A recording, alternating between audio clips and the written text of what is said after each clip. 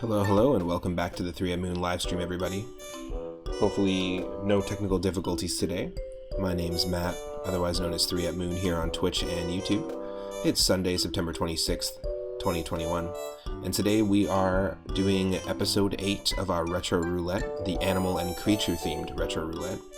I play every single day on Twitch from 1 p.m. Pacific onward. I usually do retro games, randomizers of retro games, a whole bunch of different things. I'm currently playing through Super Mario RPG right now, doing a vanilla playthrough of it, and these Retro Roulette streams is another regular series that I do. So we've got 3 wheels that we're using. Currently we're using the animal and creature one for today's stream, and that means there's over 1,000 retro games from Atari 2600 to N64 that are all curated in a list attached to a roulette wheel. I can spin the wheel, you can spin the wheel at any time with only 1,000 moonstones, and whatever game we get that's animal related or creature related, we gotta play. So I spun the wheel initially and we got ourselves a Sega 32X game. It is The Amazing Spider-Man Web of Fire. So we'll give this one a shot and play a Spider-Man game and dive in. Currently we're listening to music from Animal Crossing Pocket Camp. I also want to say thank you to Zombie Paper for helping me out with the hotspots recently, and just for being generally a good person and an awesome mod.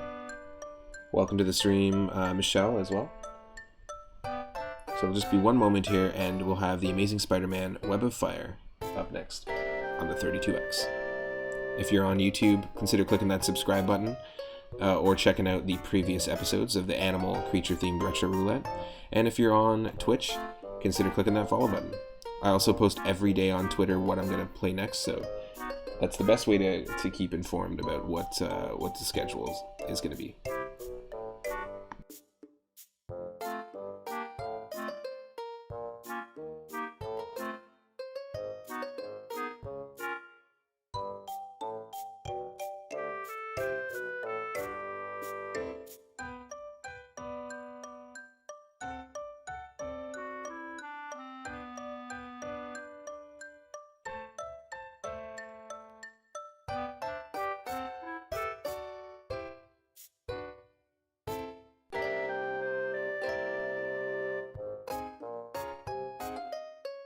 Oh, looks like we're getting a little bit of an issue with the game, so let me just do a quick spin. We might have to just start with a totally different game. That's totally fine.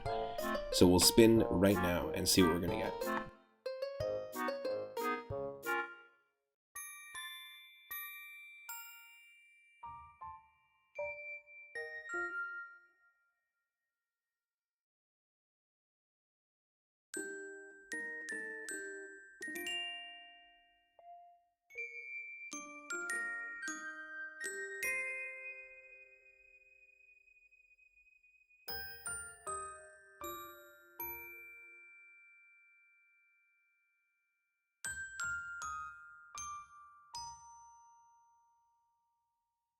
Alright, we actually got Kid Chameleon. Kid Chameleon is a game that was recently redeemed, well not recently actually, several months back was redeemed for Viewer Request Sunday. Every single Sunday at 6:30 p.m. Pacific, including today.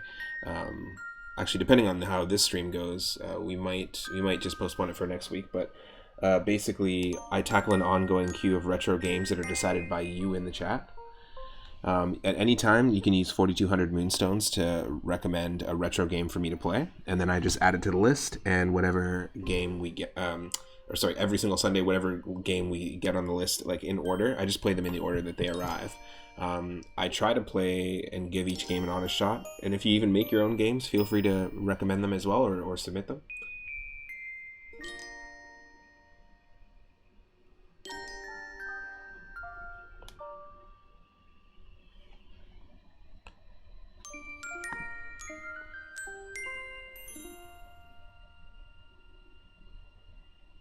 Okay, Kid Chameleon, a really cool platformer on the Sega Genesis, up next, so stick around for that.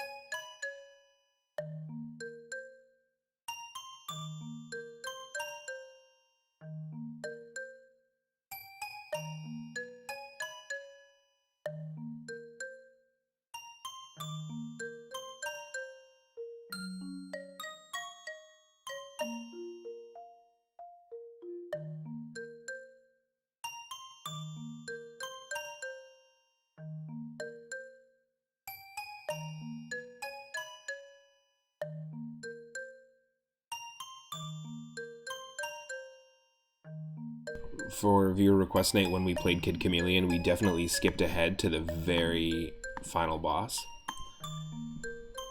which we will not do.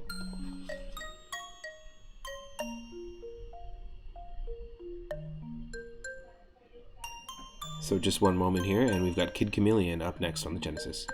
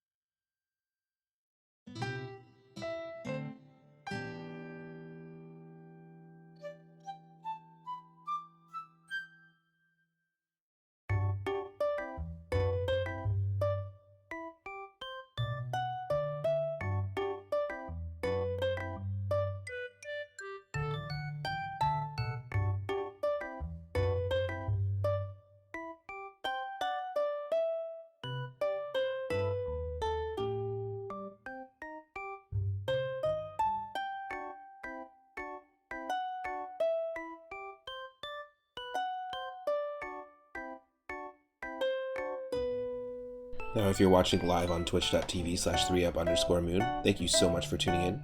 Consider clicking that subscribe button or that follow button. It'll let you know when and what I'm streaming next. And if you subscribe, you help the channel to grow.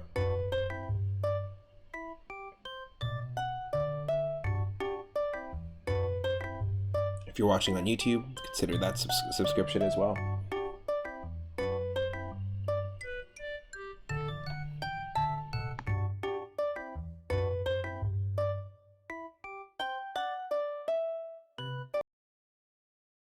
Alright, welcome to the stream. You should be able to see me. Hello. And hopefully this will work. Kid Chameleon, folks. Let's go. It's got some good music. It's a really fun platformer. And it's super unique.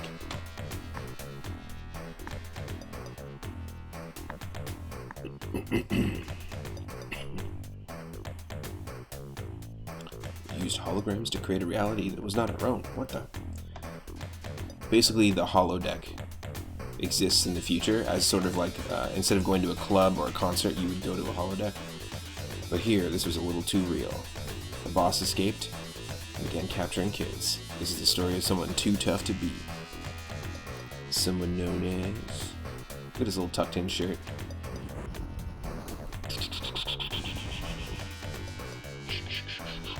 Kid Chameleon.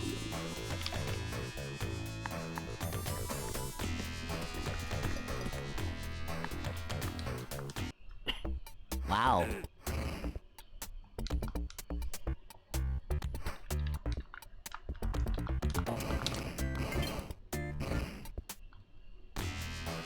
You don't want to go down there. There is a 2-player mode in this. Interesting. Alright, we start off in the Blue Lake Woods.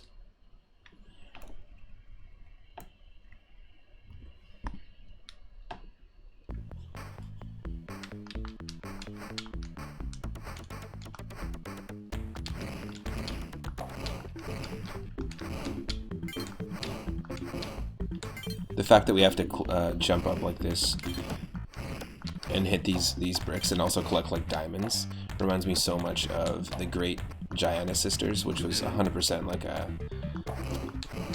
it was basically like a company trying to capitalize on Super Mario Brothers 1's success, and they made their own version. The Super Mario Brothers, the Great Giana Sisters. And there actually is a few games in that series, one of them in the Nintendo DS era, believe it or not. I think there may even be a Nintendo Wii version of that game. Now you'll notice one of the coolest things about this game, in my opinion, is that we've got all these little different power-ups. We're going to get different suits throughout the whole thing.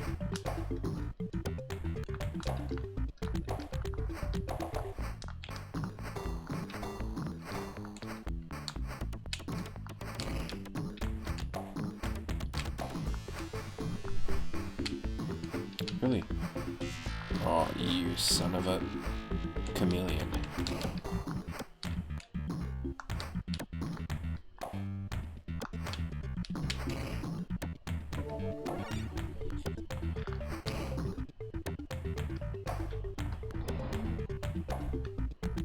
Cool.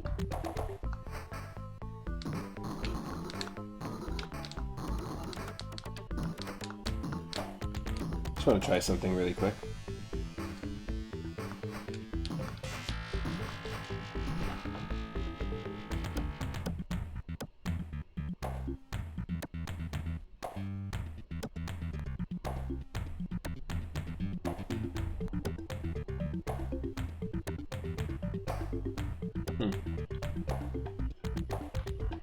Well, it's going to be one of those things.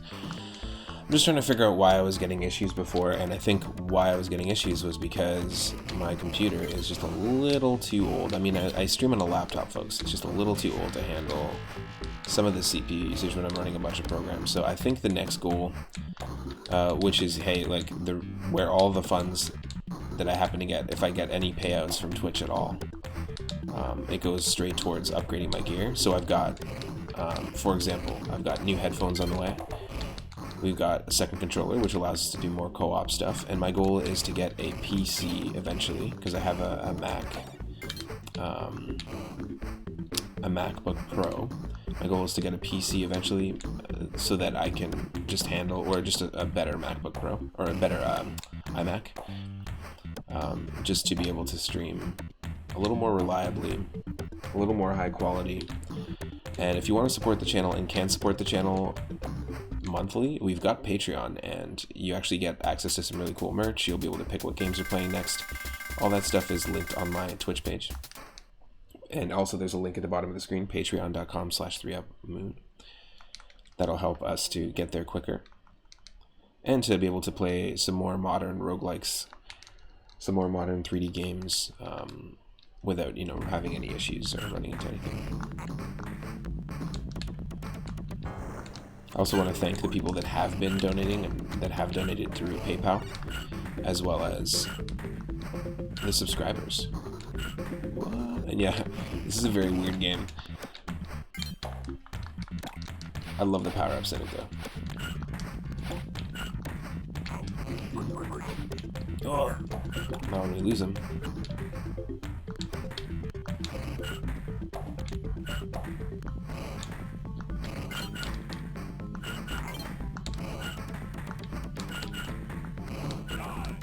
Die.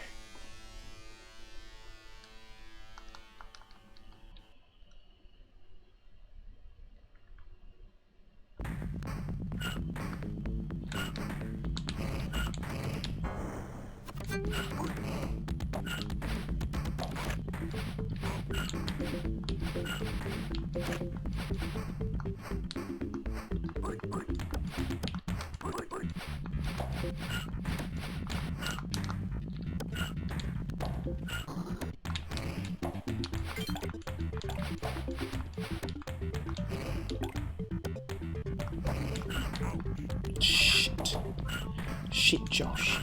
That's not good. Ah.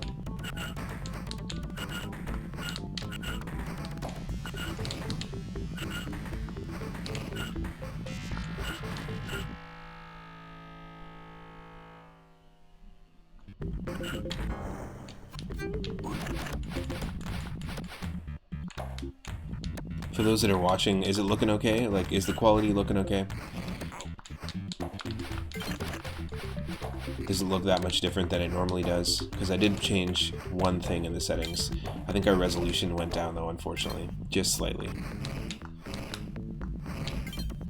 So you tell me if it's still looking alright, looking crisp.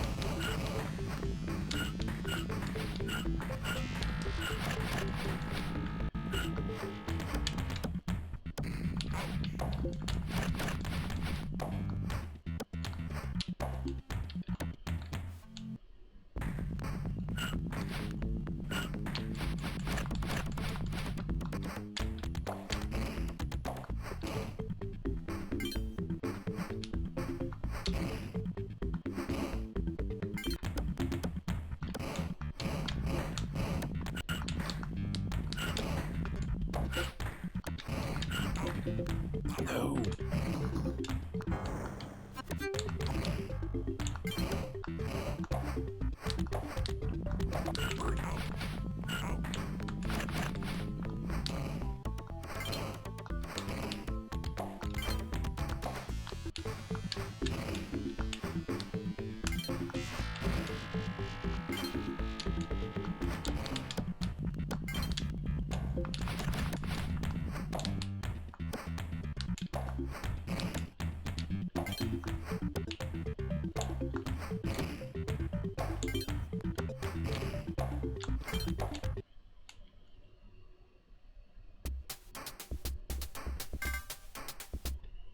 Well, I'm gonna just assume it looks okay because no one said anything.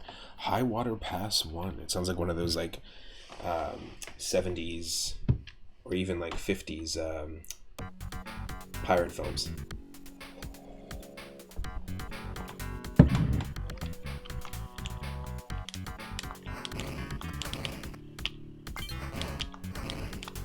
Yeah, this is a cool piece of music. Check this out. This is easily my favorite power-up.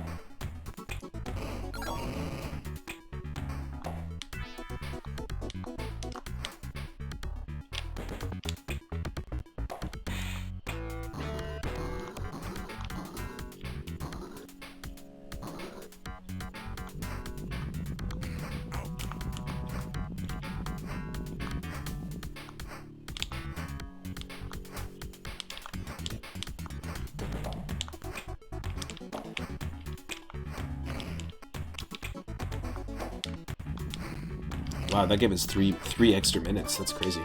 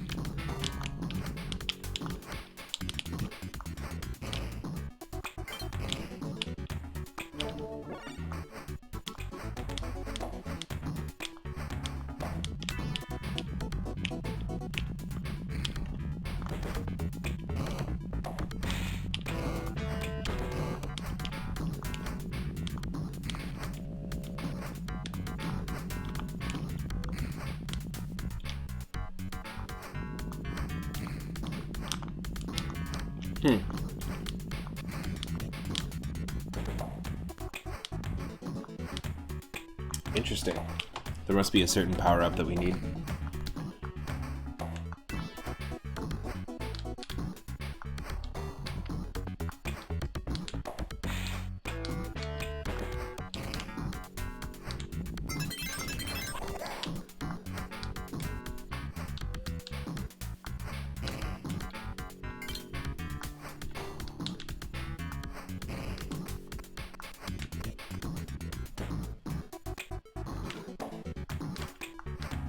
Where are we going? Like, are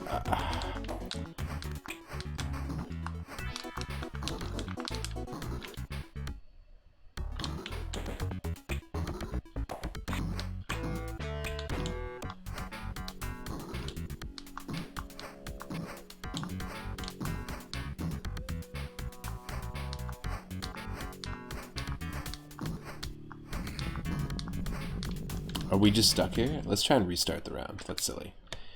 It is silly, but...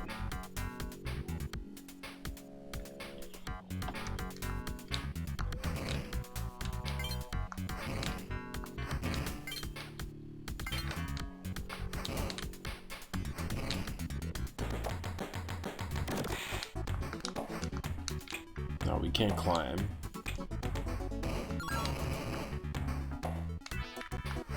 I'm just wondering if you can climb with this guy, but maybe not.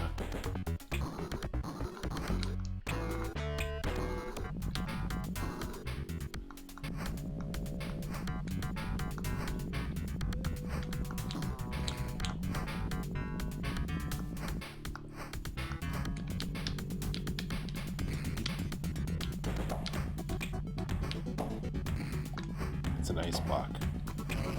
No. No!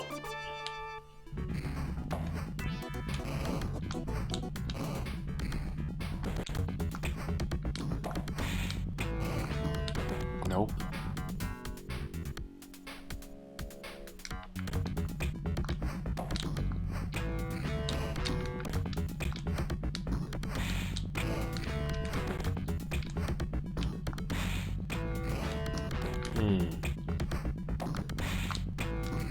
How do we get up there?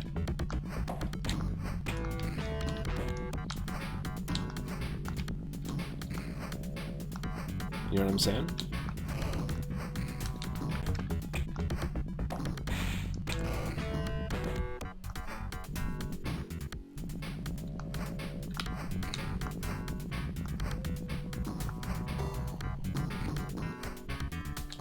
I have no idea where we're going. How is the first level so confusing? I know we 100% got through this. This is the second level, I guess. I know we 100% got through this when we played it. For viewer requesting, so I'm just confused.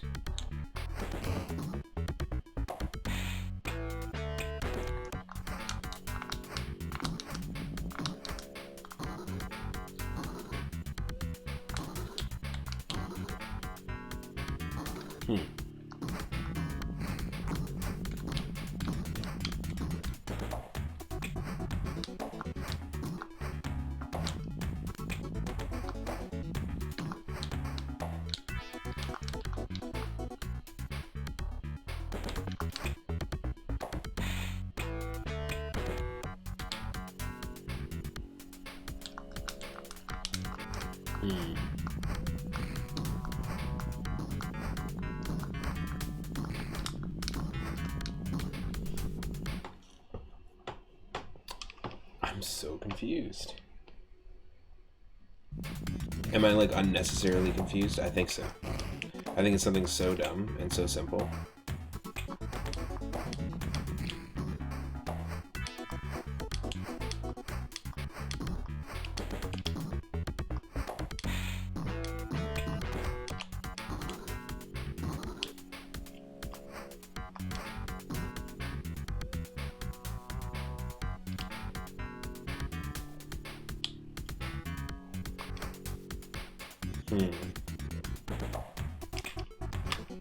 I really don't get it.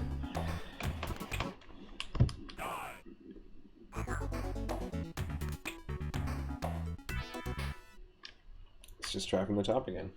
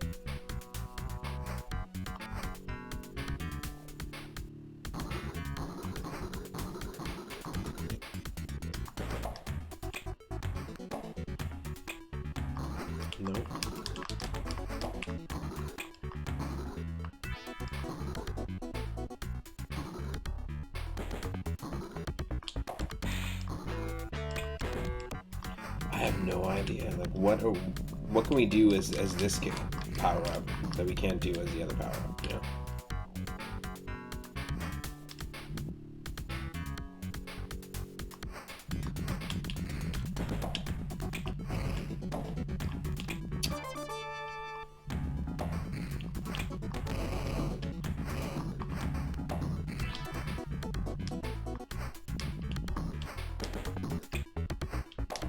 We're just repeating the same thing over and over. The definition of insanity. Expecting different results. I mean, this makes no sense to me. We definitely 100% got past this before. You can't go up that way. There's no secret. There's no way to get rid of this.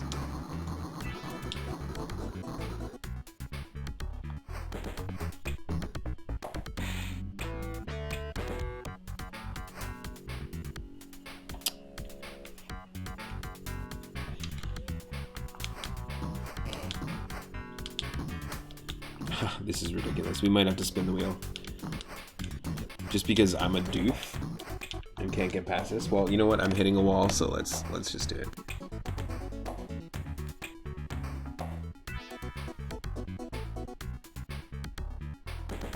All right, we're spinning that wheel, and we have game number 66.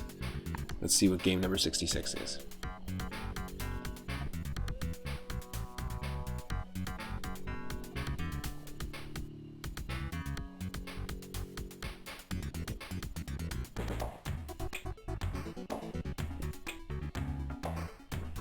It is Frogger's Adventures 2: The Lost Wand on the Game Boy Advance.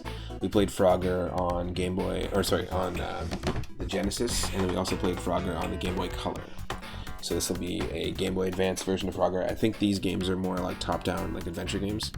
So we'll check out, see what it is, and move on from there. And if someone wants to spin the wheel in the meantime, they can also do that as well. So stick around for Frogger's Adventures 2 on GBA.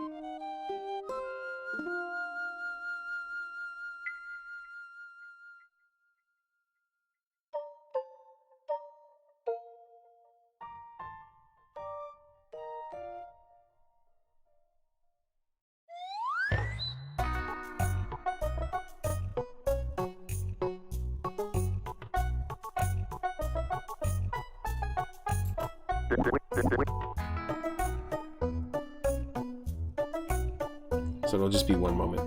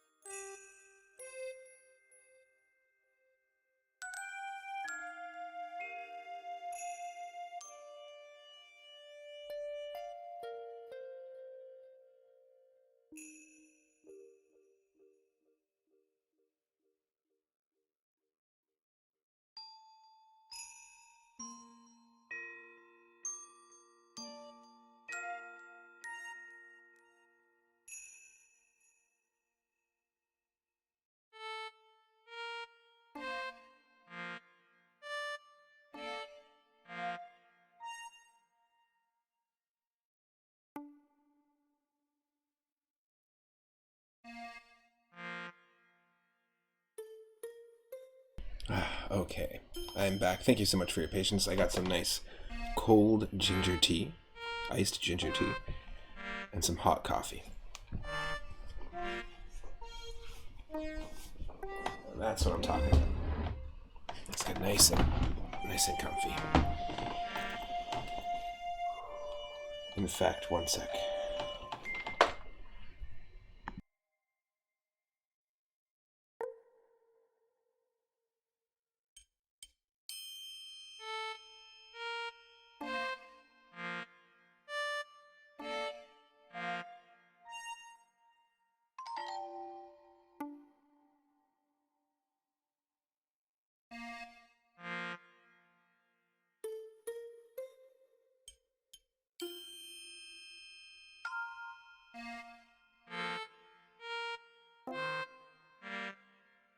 Perfect. There we go. Now that is comfort. Nice little alpaca wool blanket. Yeah.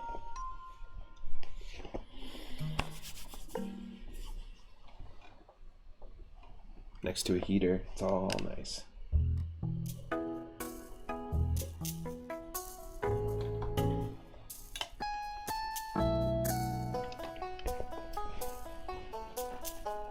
And nice hat too, yeah. This is my partner's hat. Flower hat. Okay, let's see.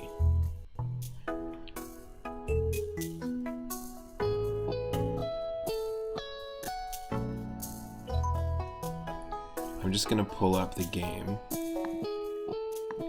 and switch to my Game Boy Advance layout.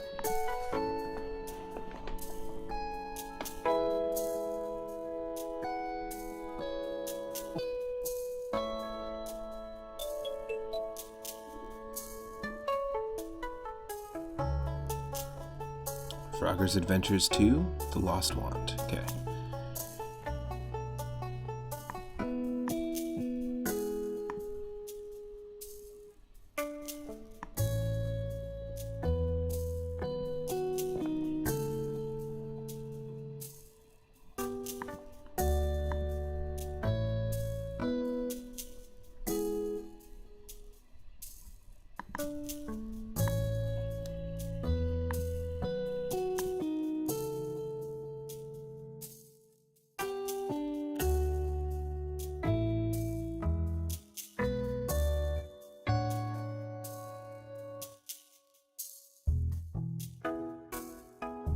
Should be able to see me and see the game.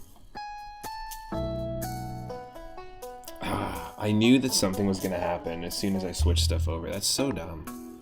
That is so dumb. Okay, just 1 second. Hopefully that should balance itself out. It looks like it might. Okay, it looks like it might. Well, here we go, folks. This is Frogger's Adventures 2, The Lost Wand. Let's see what it's about. Yep, it's fixing itself. That's awesome. Thank God.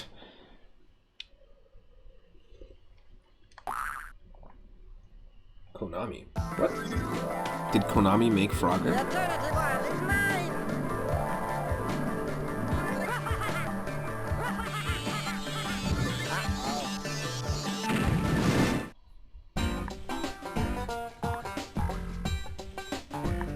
Okay. This ain't the Frogger I remember. Now, I did play a 3D Frogger game, and I believe it's the same one that was released on PlayStation 1, but I had it on PC. And recently, like I said before, in the last episode of the animal and creature themed roulette, we played Frogger on the Genesis, which was just like a very faithful arcade port. Then we played a kind of much worse Game Boy Color version, but we still, it's, you know, the classic is still such a good game that you might as well, like, I consider that one as like a high-end classic arcade game, because it pulls you in. It pulls you in, it makes you want to keep playing. Like Burger Time, like Pac-Man, like Donkey Kong Jr. Let's give this a shot. See, a few more people are joining the stream. Hope you're doing well. Also keep in mind that because we're playing a Retro Roulette stream today, you can spin the wheel at any time and we play whatever game that we get that is animal or creature related. Of course, we're going with the third save slot. See what it's all about.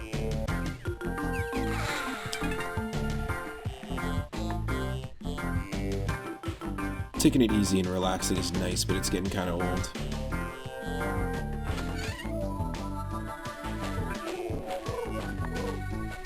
Just don't want my audio to overtake the game. What are doves doing in my fridge?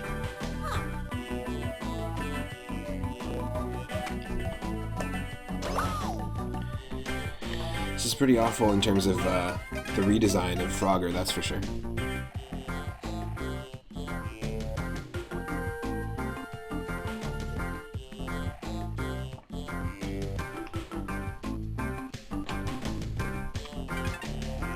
I must be daydreaming or something. Better splash my face with some cold water.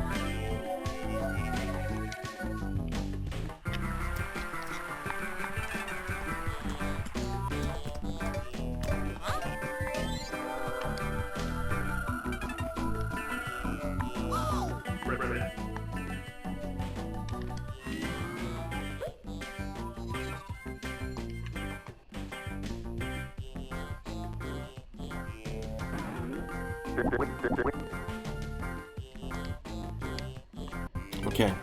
How many... Like, there's twice as many frames that are necessary to tell this story.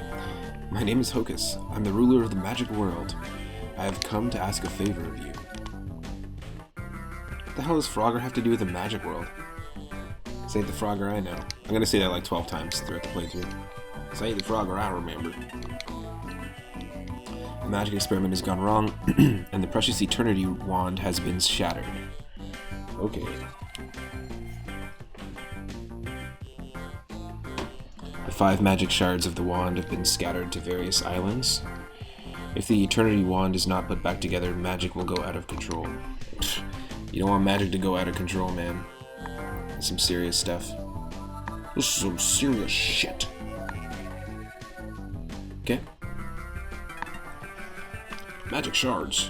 Eternity wand. Terrible things out of control. Didn't you notice the doves in the fridge, the remote bursting into flowers? Yeah, the 2 things that just happened. This is an awful opening cutscene.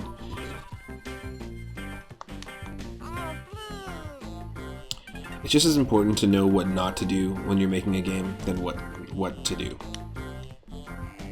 This is a great example of what not to do.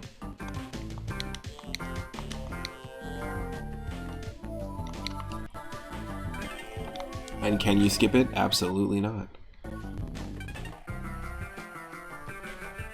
Right now it's just doves and flowers, but eventually Firefly Swamp and the rest of the world will be.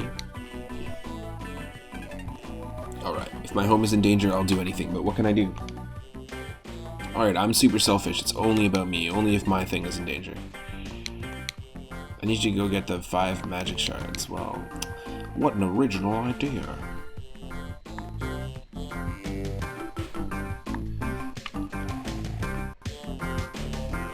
The worst part about this is that the title of the game is The Lost Wand. So, like, we already know what's happened in the title. Alright. Jungle Island, Jungle River. Okay.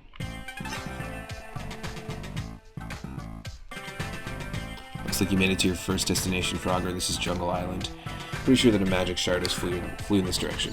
What exactly are the magic shards? Magic shards are the source of this world's power. Each one of the 5 shards is the source of light, darkness, fire, frost, and wisdom. Okay.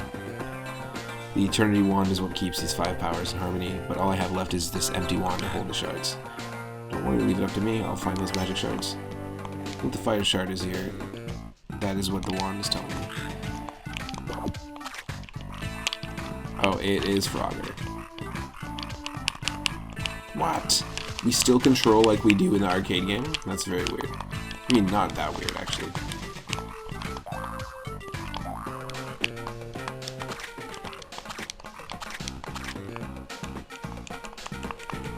Oh, okay, so I can just use the D-pad, or I can use the L and R button to rotate and the A button to move forward.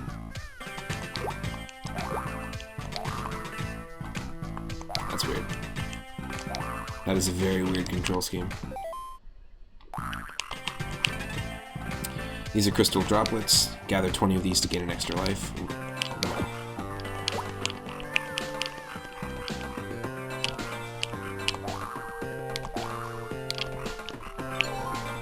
Nice, we got the blue card. It's just like Doom. Now we can open up the blue doors. Find all 4 of these in a stage and a warp door will open. See, it is like Doom.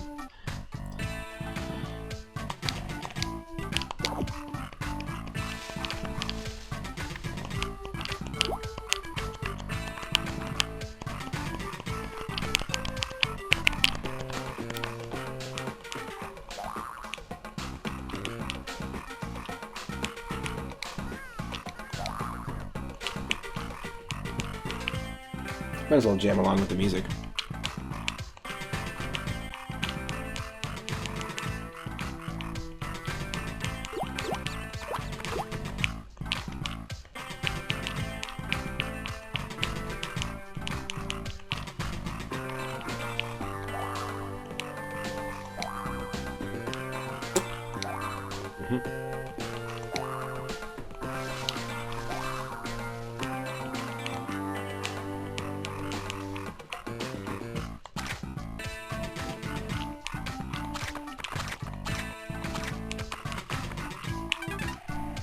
Watch out for that pit.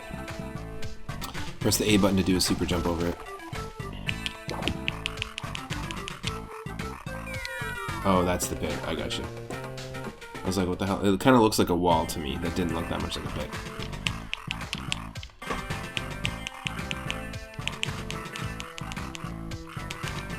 Yo, Henny Blank, welcome to the freaking stream. Welcome to the freaking stream. I hope you're having a good Sunday. Boop, boop, boop, boop. Glad to see that Frogger has gotten away from the city life.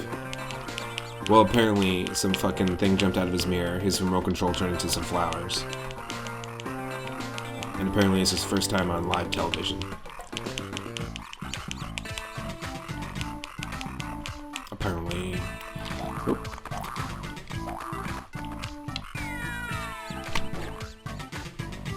Yo, Grandmaster Farmer. What's up?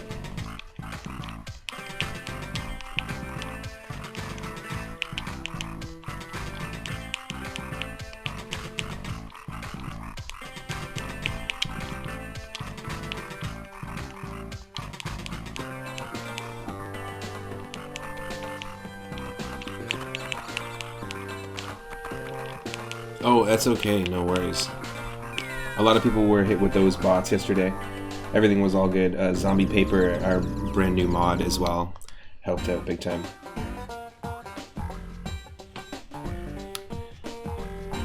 Grandmaster Farmer doesn't know what's up. I'll tell you what's up. Taking a classic video game character like Frogger and redesigning him so that he looks like shit. And then you make him in 3D even though the original game wasn't in 3D.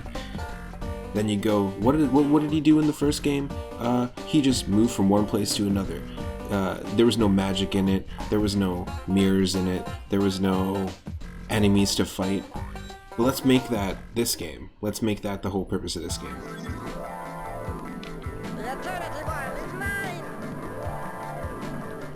Ridiculous. I'm still going to give it another shot, because like I said, the whole point of the Retro Roulette streams is to try these games, give them an honest shot, and then if somebody spins the wheel, they spin the wheel. It's just what happens. You're just sitting tired in front of the old PC, you've been watching Rathe stream. Nice. What is Rathe streaming today? What's going on over in Rathe World? I was watching Worst Enemies. There was a Factorio stream going on over there. It was pretty fun. You picked some mushrooms for a few hours earlier? Nice. Also, can you let me know if I need to tone my mic down a bit? I feel like it's just a little too hot. What do you think, folks? Rathe was playing Final Fantasy IX. Nice. Was he doing the Excalibur challenge again? Also, Henny, absolutely. Please post the link.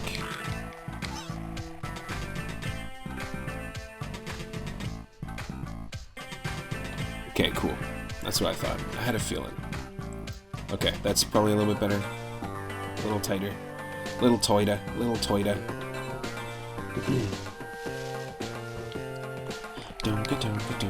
Yeah, go check out Henny Blank's podcast.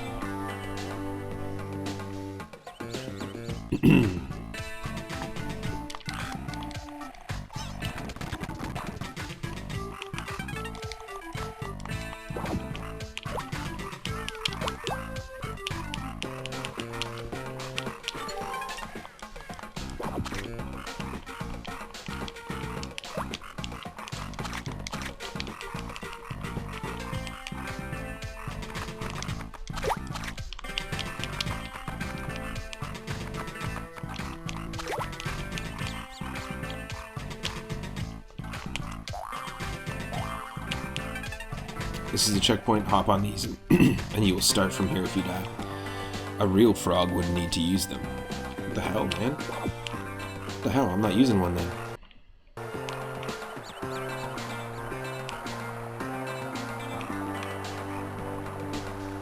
Some pretty toxic fragulinity over there. Oh, thank you. Dunk-a-dunk-a-dunk. Chunk-a-chunk-a-chunk. These blocks with red triangles are special pull blocks. Use your tongue to pull them towards you. They can only be pulled once, so don't get fancy. Ugh. That was dumb. Only a real frog. Shut up. I use save states. Oh wow, Rathe was doing the Excalibur challenge? Yeah, complete the game. You have to get to like the final dungeon in under 12 hours. It's pretty nuts.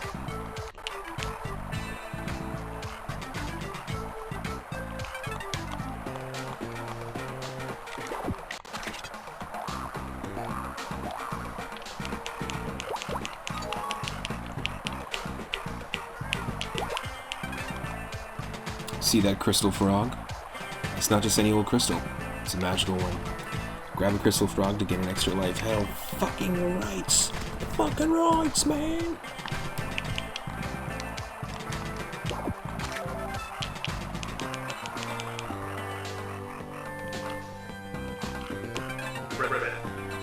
This warp door will open to the bonus stage when you find all 4 magic cards.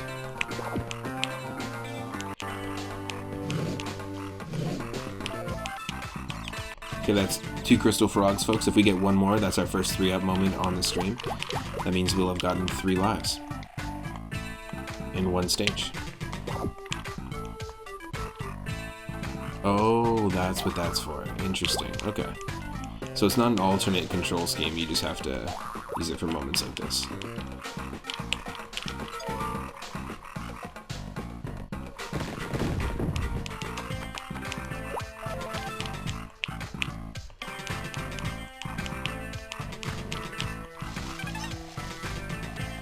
Fire shard wasn't here. You fucking liar.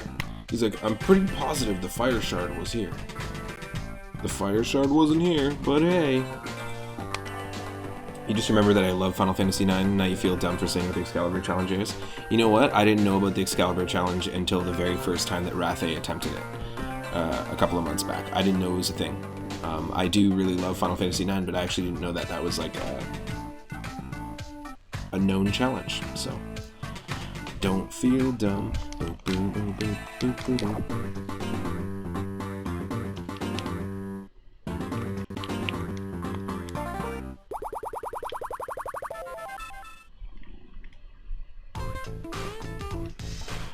Trampoland! Trampoland!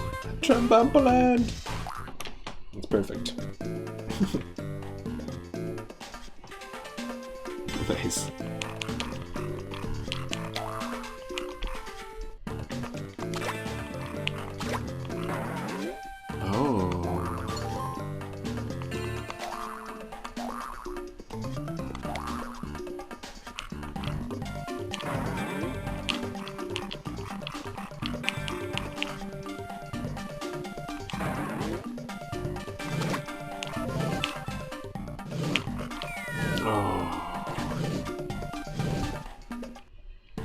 So, I get what they're trying to do with this game. It's almost like they were giving Frogger the Pac-Man arrangement treatment. And Pac-Man arrangement is pretty cool, actually. They just, like, made a newer version of Pac-Man. It's got all sorts of new tech.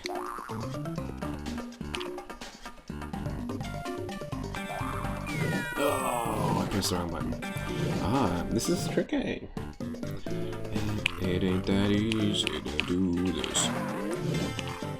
It ain't that easy to do this.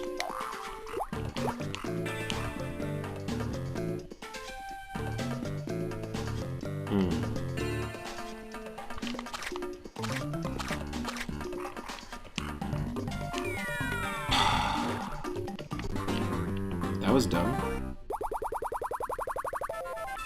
I'll just keep at it until someone spins that wheel. Trampoland!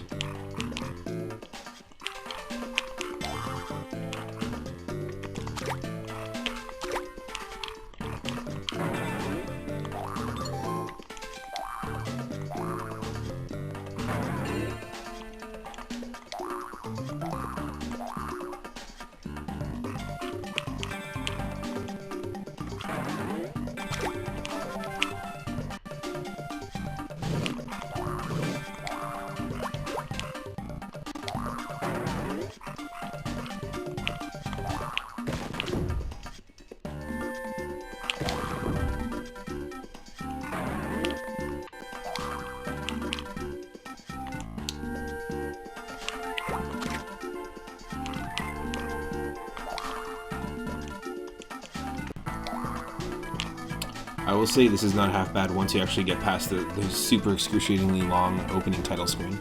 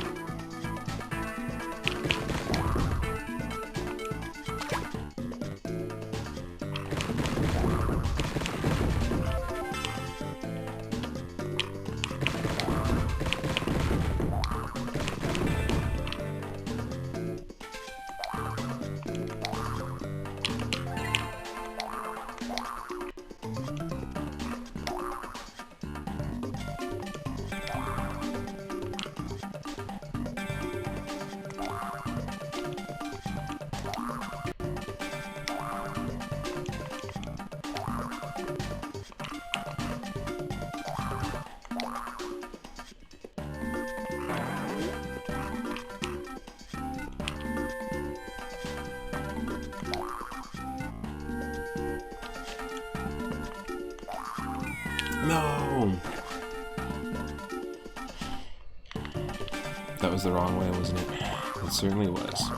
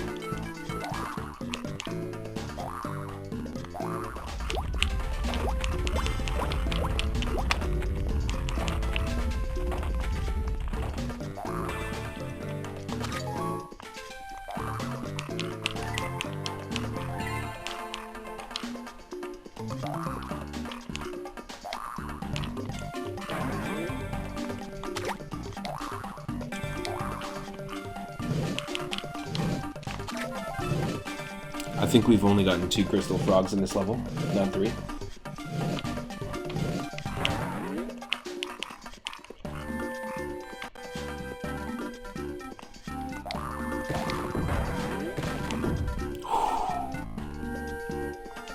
Okay, that's just a quick way back.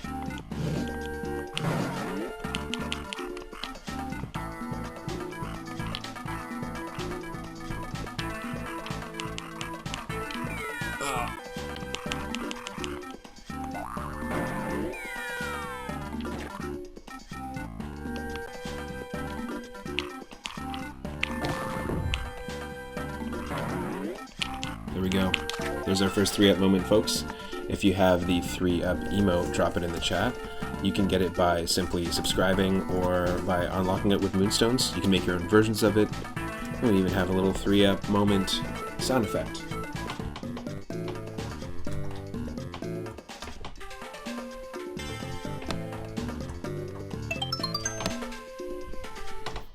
So we got 3 crystal frogs.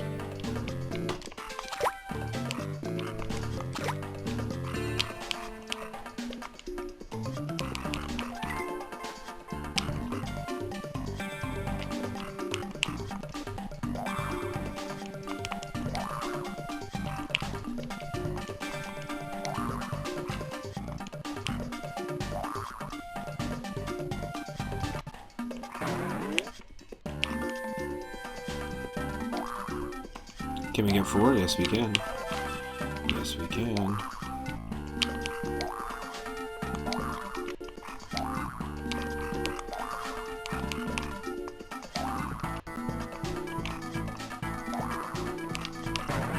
Oop. Still only 3, damn.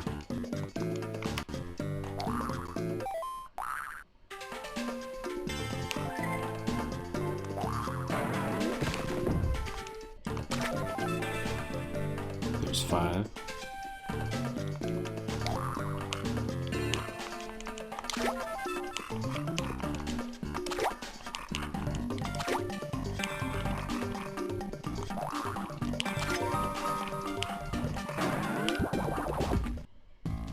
Bonus room.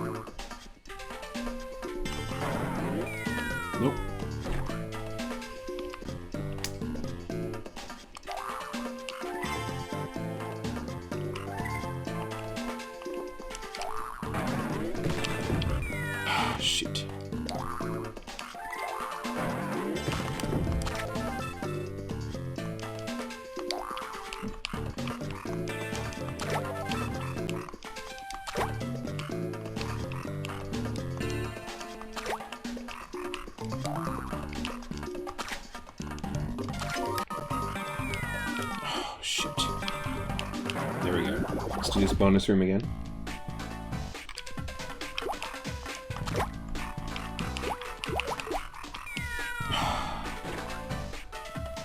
That sucks.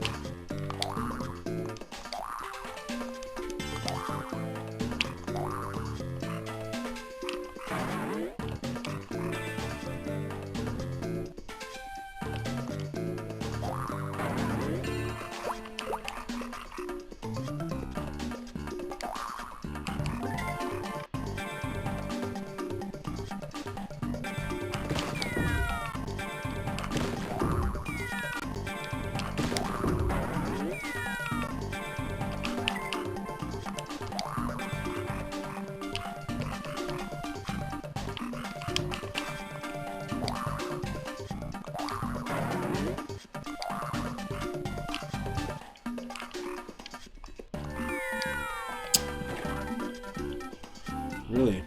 Really?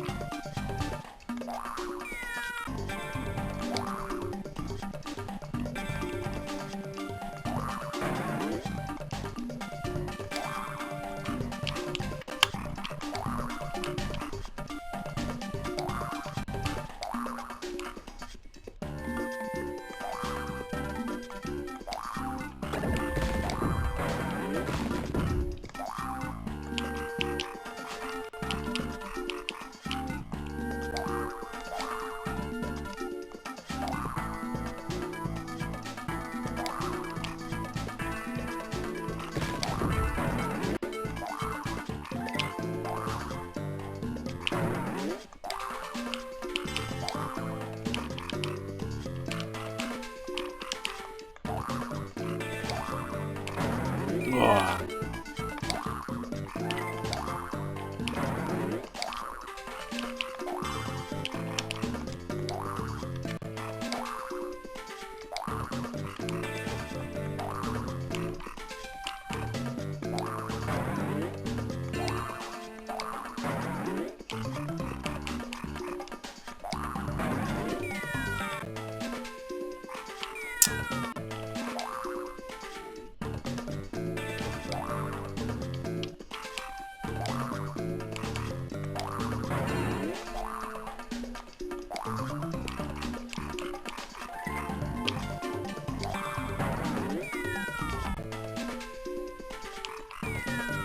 Wow. This is pretty embarrassing.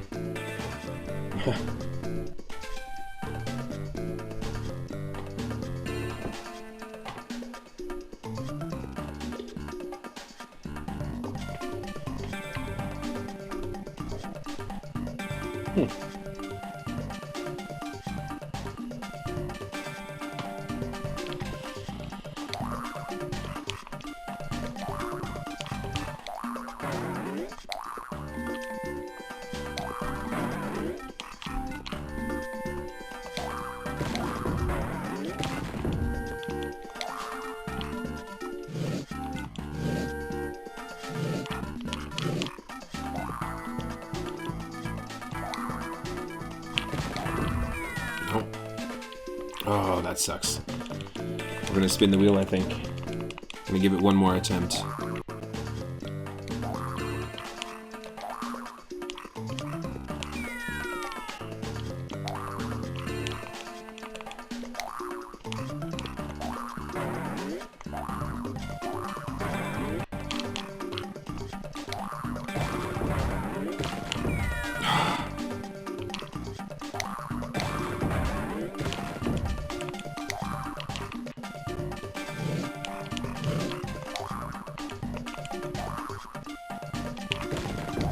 Nope.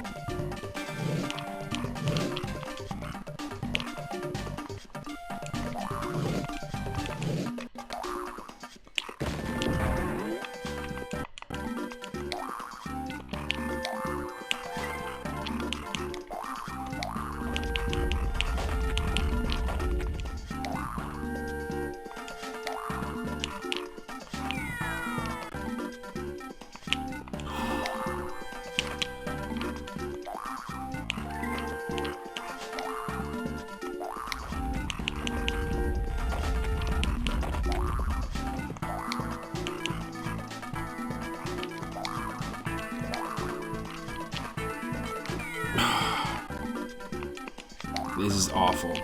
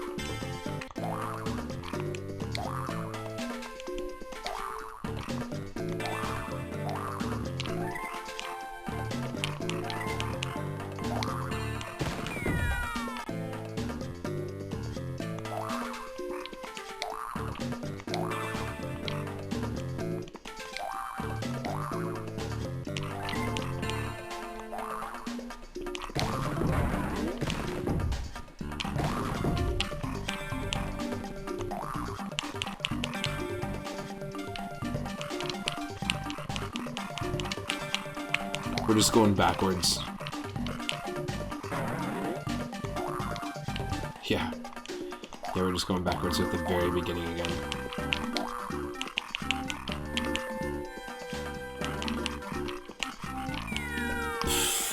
Okay.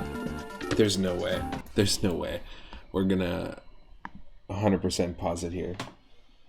That's for sure. I'm spinning it. We're spinning the wheel, folks. It's happening. Sorry. It's happening.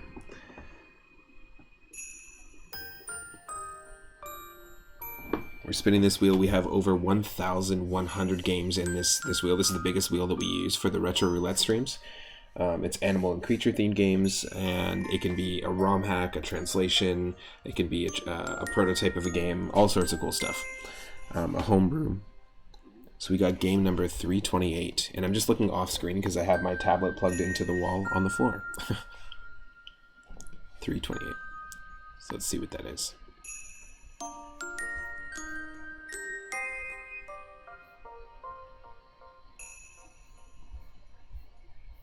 Despite the really bad story, Frogger's Adventures 2 wasn't that bad. Game 328 is... Come on. Load for me list.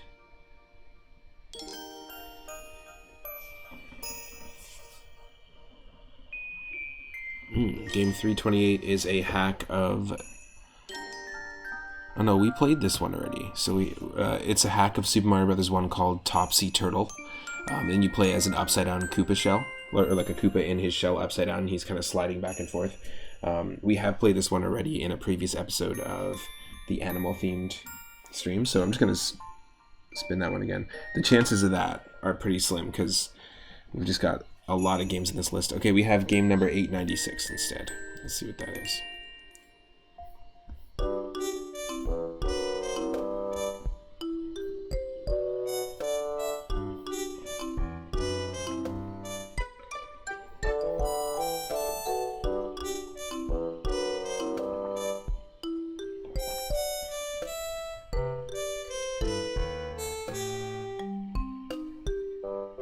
.896 is Packy and Marlin on the Super Nintendo. Alright, let's see what this is all about. I think Packy and Marlin, I'm pretty sure it's about an elephant.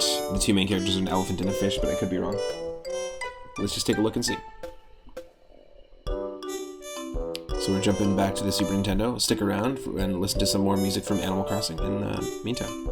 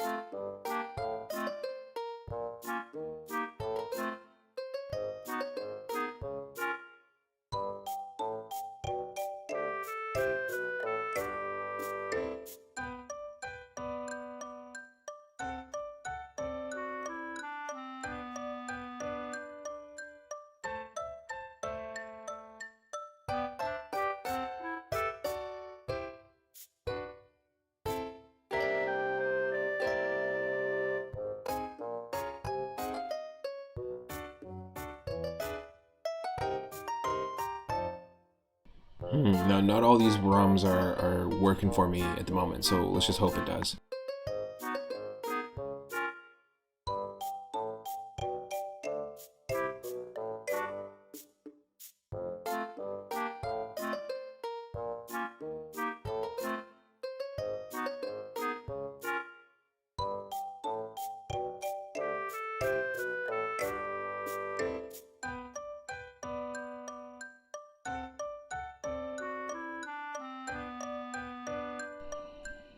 No, it's not seeming to work. I'm gonna have to do another quick spin of the wheel, but that's okay.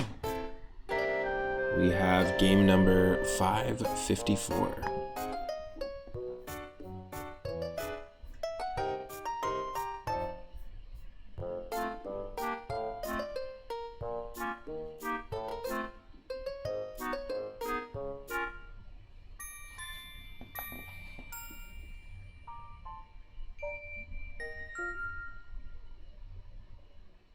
Come on, load. Load.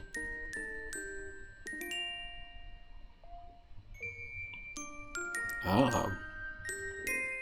Come on.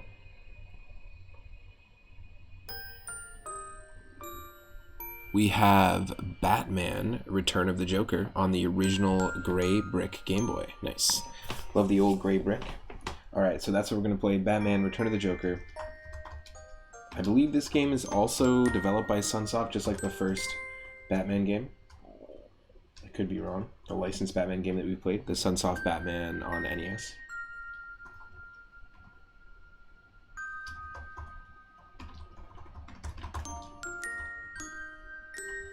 Yeah, it is. So we're going to play the Game Boy version instead of the NES version. That's the one that we spun, so stick around for that. It won't be long.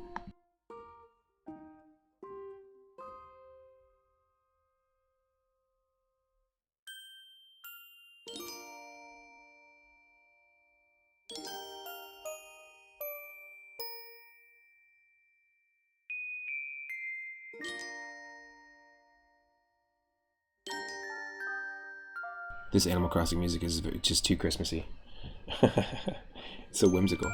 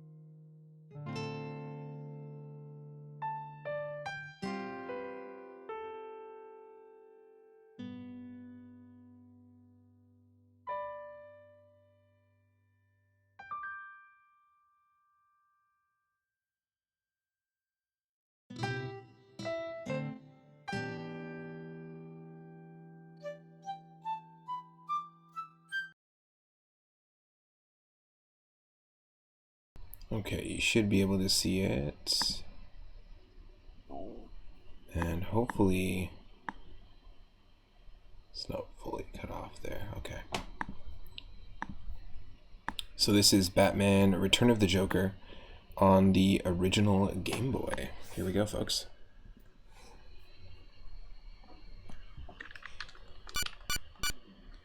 We're gonna bring it down just a touch.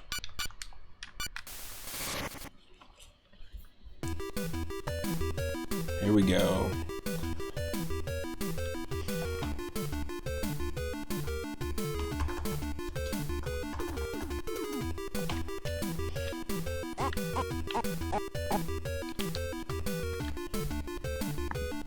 So I've played the NES version of this briefly, but I've never played the Game Boy version. So let's see how similar it is. Perfect.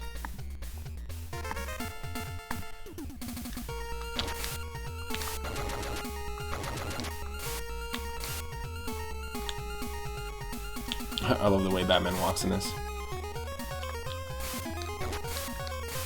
Okay, so it's got the same controls. Oh, and we have a freaking grappling hook. Alright. That changes everything.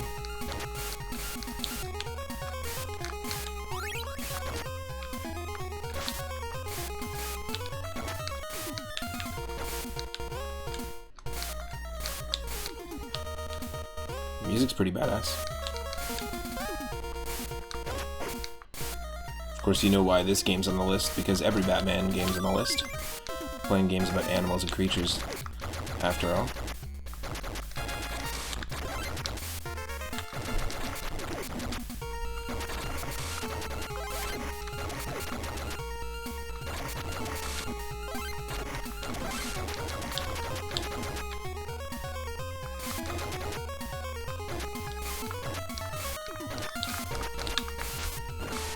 Whoa.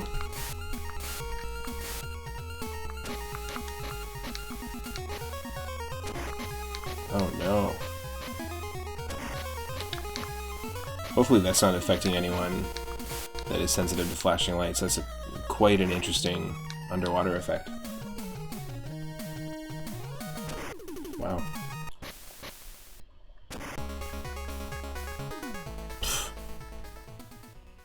Okay, it's just as hard as Batman on NES.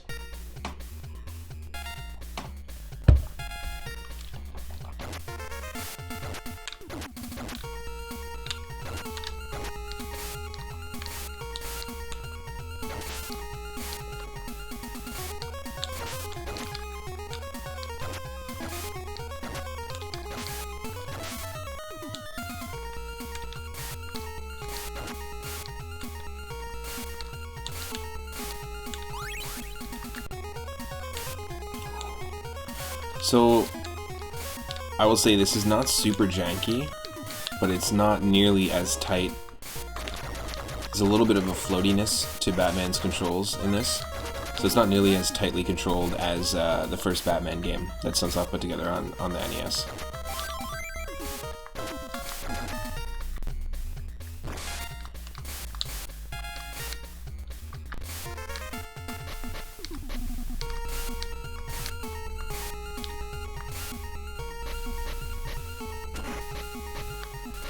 It's damaging us just by being in it. That sucks.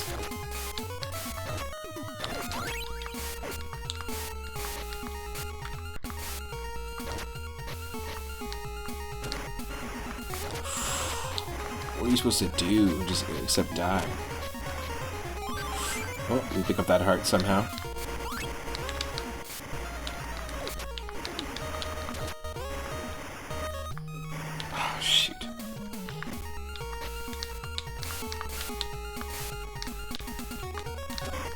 What?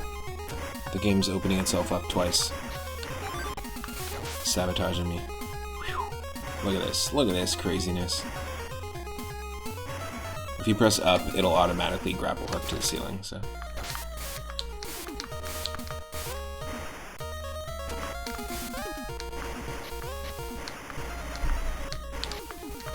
No.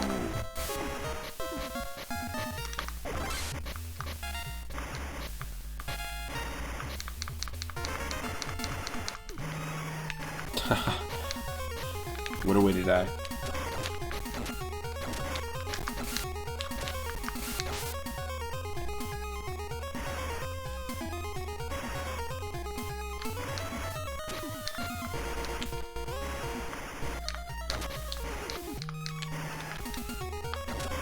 Wow.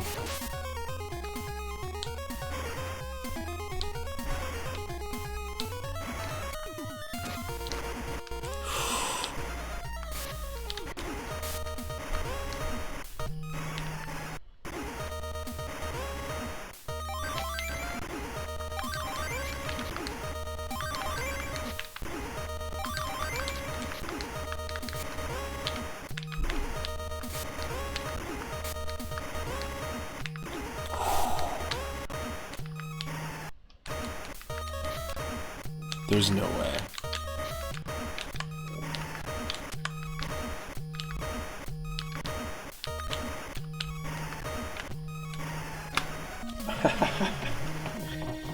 That's awful. That's crazy. What an insanely difficult game. I'm interested in continuing though. I'm definitely gonna keep going for sure. Just one second.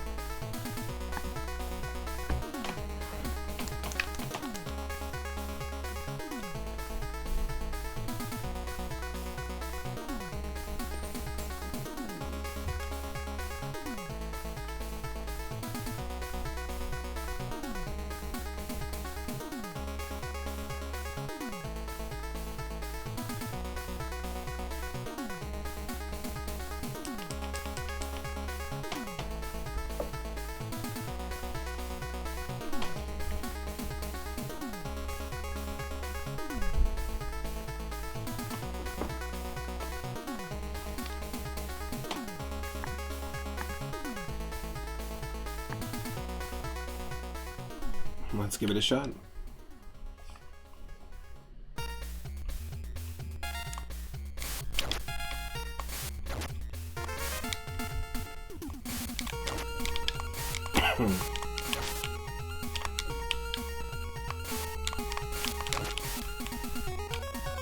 Yeah, there's definitely a floatiness and a slipperiness to Batman's controls in this that does not exist in the first one.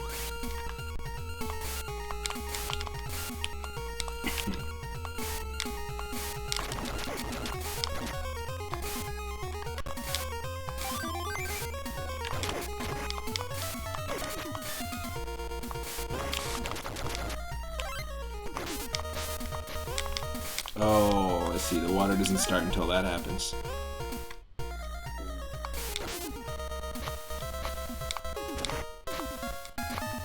Oh, that's awful.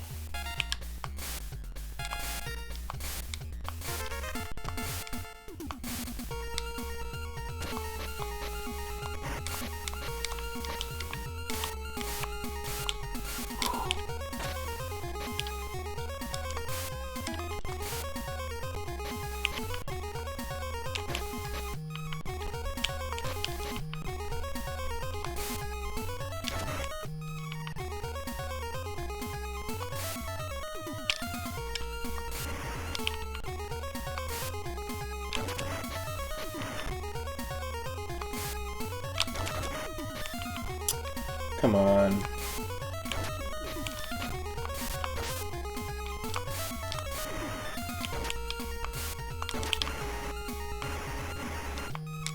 Fuck you.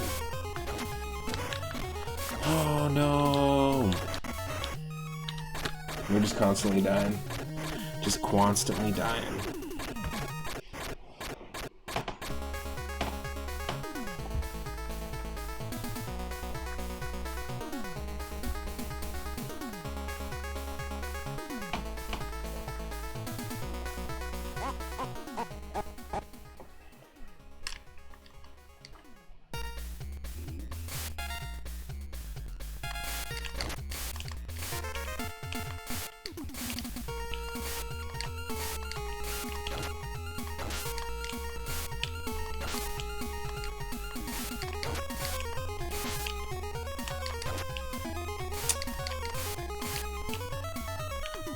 Yeah, they're super slippery.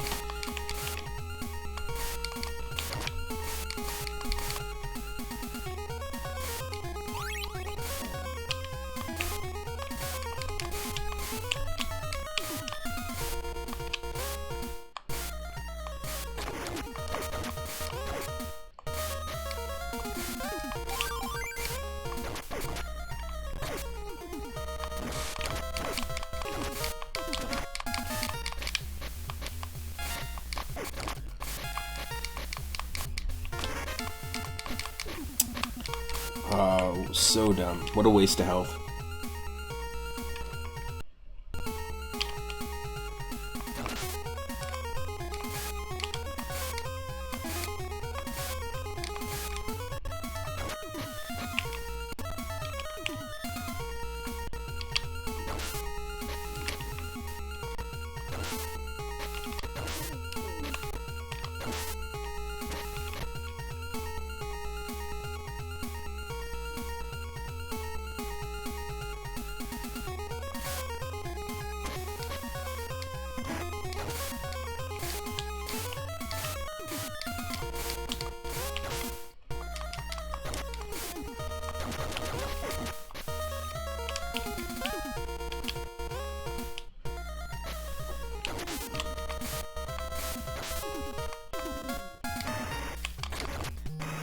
Oh, that was so nuts.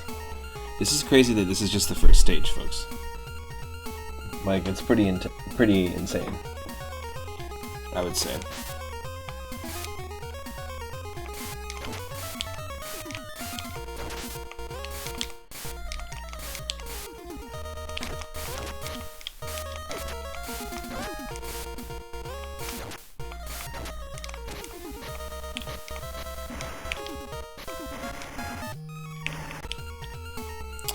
Wow.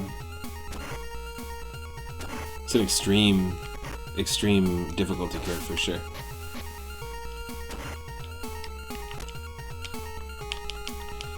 There is a little bit of jank here too, like the game itself is kind of messed.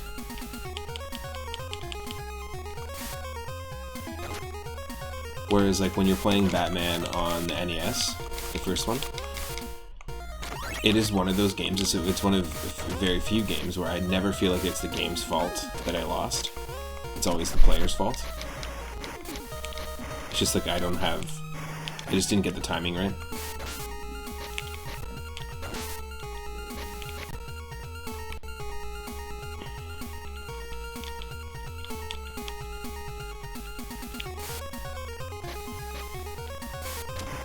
No one's gonna spin the wheel and save me, eh? Okay, I'll spin the wheel after this last attempt here. Yep. I'll do it myself. There we go. That was Batman on the Game Boy, Return of the Joker. Pretty crazy. Let's spin that wheel and see what we're gonna get.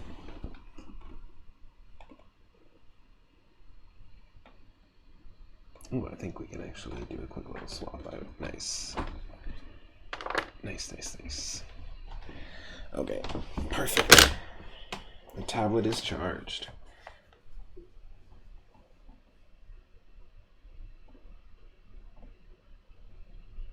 We have over 1,000 games to pick from. And we're going to spin that wheel and get... Ooh.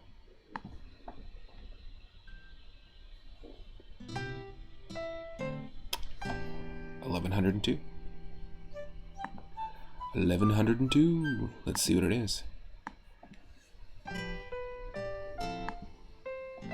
Definitely recommend the NES Sunsoft Batman over that one any day.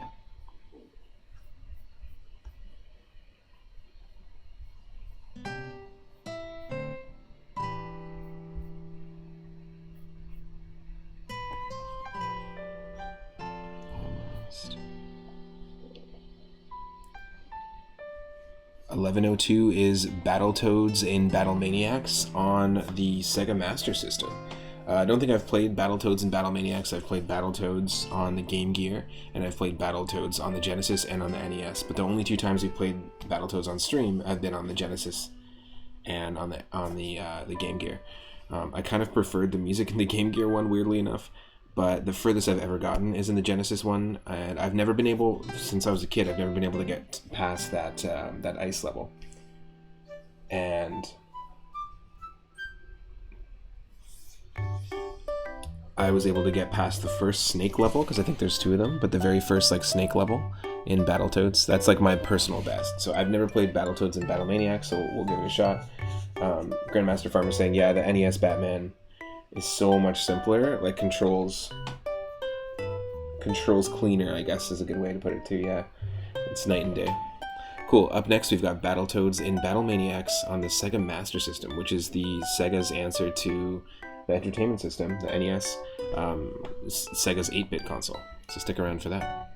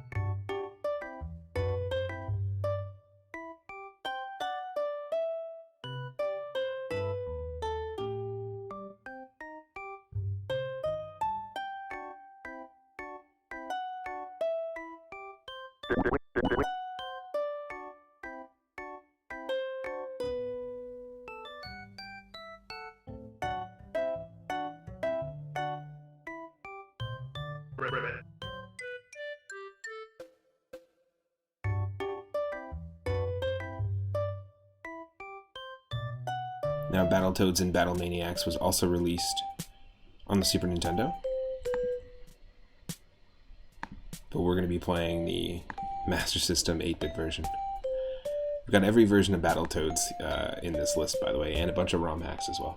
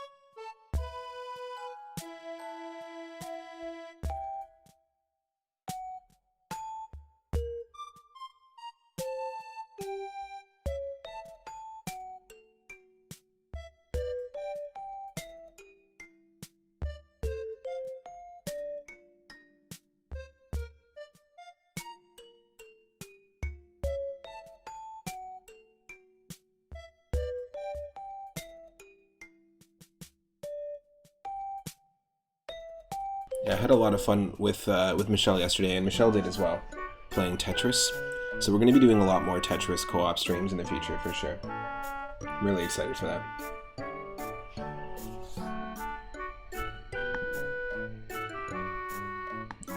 Should be able to see me and see that game. Perfect, okay.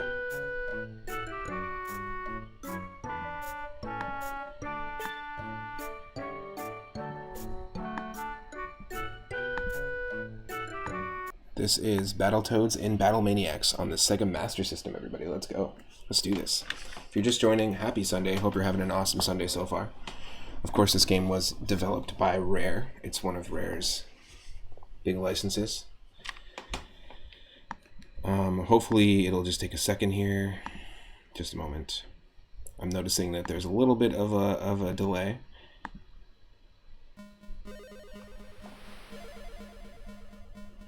Should be balancing itself out here, though.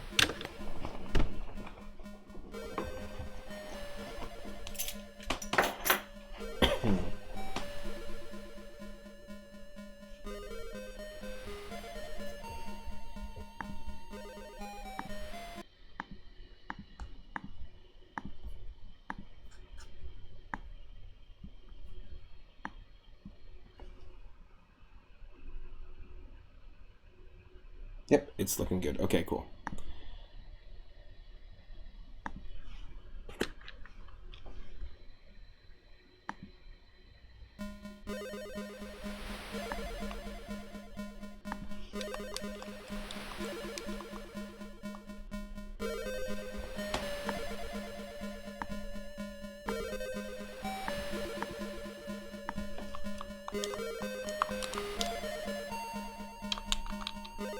Okay. Sorry, my bad. I just didn't have the controls set here. Let me just read the story. I would like to read the story because I've never heard of Battletoads in Battle. I've heard of Battle Maniacs, but I have no idea what this actually is.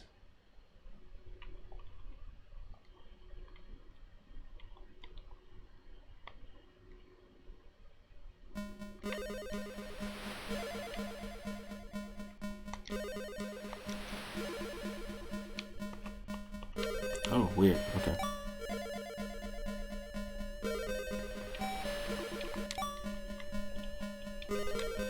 One player.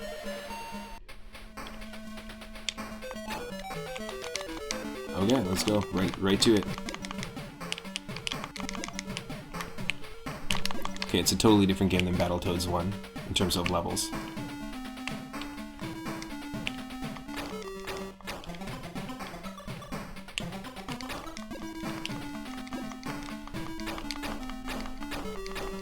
Now, I didn't grow up with the Master System. Is there anyone in the chat that grew up with the Master System?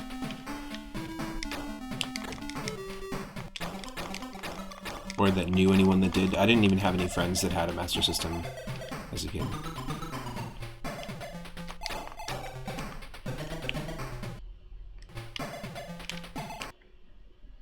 Oh, there's no pause music.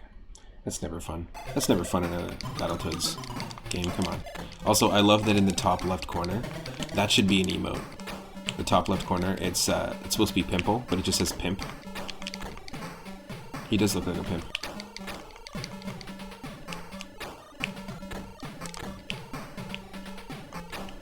I gotta screenshot that. That's definitely emote worthy for sure. Skelly boys, get out of here.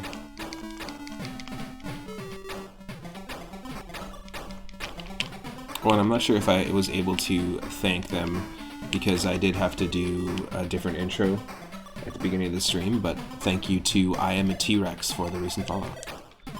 I appreciate it. Thanks for helping the channel to grow. We're at 562 already. I don't have anything planned for 600. What we're going to do for the 600 stream. For the 500 stream, we played a couple of attempts of the Wario Land 3 randomizer. For the 400th stream, or 400th follower stream, I played Wario Land 4 in its entirety, and then for the 300th stream, we played all 3 of the first 3 Game Boy Wario Land games. You can catch that all on my YouTube channel. Ooh. So do we just have to... That sucks. Yeah, you just have to wait it out. That sucks. Oh, yeah, we're gonna die here.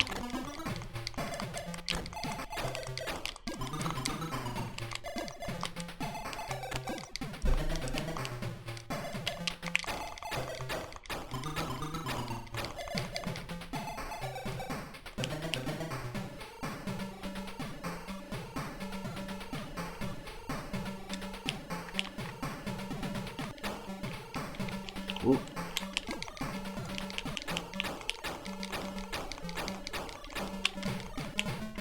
Yeah, it's not, the feeling of this game, like the feeling of controlling the Toads, is not as satisfying as it is in the NES original Battletoads, or even the Game Gear original Battletoads. There's just something a little loose about the control of the character, is one thing I'm noticing, just from a player experience standpoint.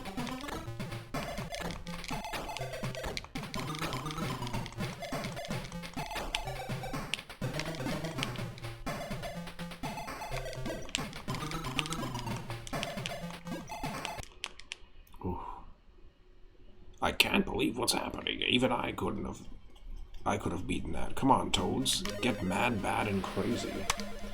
Yo, dude. First time playing the game. Got me some slack. It's my first time playing the game. Coffee should help. As it always does.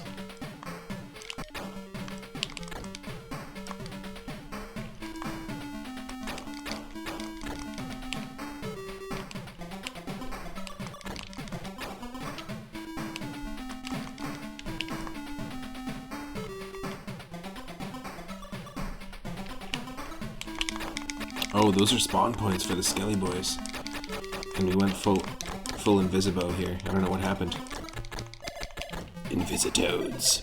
Oh, there we are.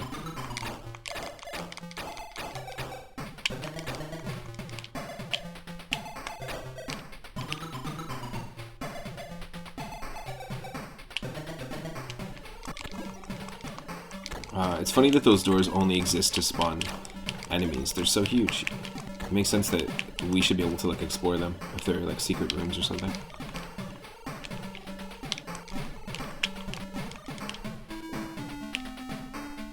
You know what I mean?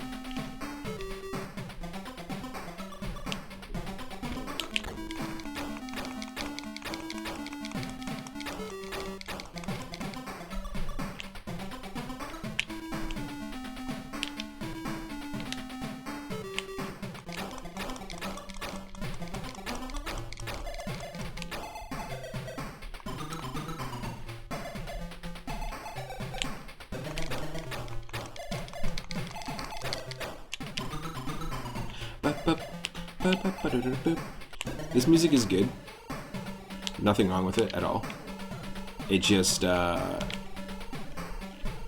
doesn't hold a flame. No pun intended. It doesn't hold a flame to the original Battletoads soundtrack, like on NES. Or, you know, all those compositions on Game Gear and Genesis sound amazing too.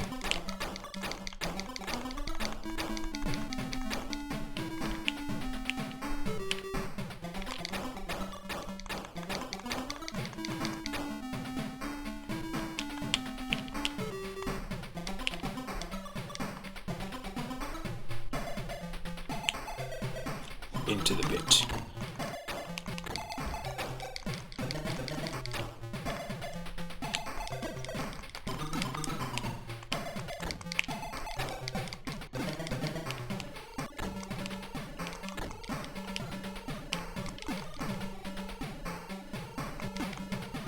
Yes.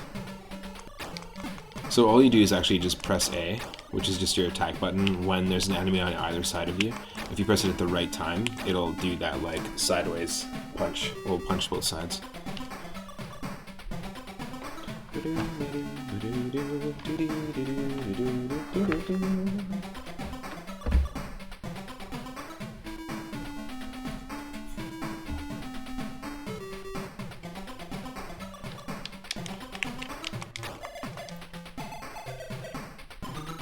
Does anyone in the chat have any just distinct memories playing Battletoads?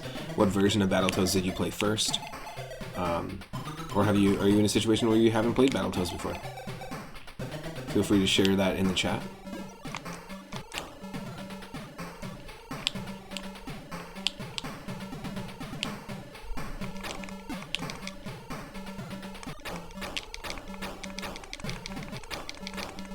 Oh, I see Grimbomb's hanging out and Lord Loki.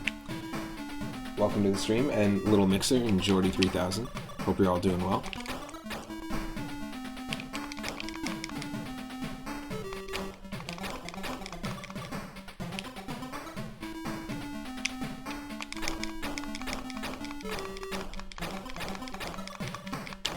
First version. The first version you think you already told me you cleared the racing part, but with unlimited continues. Was that, Grandmaster Farmer, was that the NES Battletoads? Was your first version? Or was it on a different console? Oh my god. Way to lose, man. Way to lose, man. Oh shit, look at him. Stone Porker.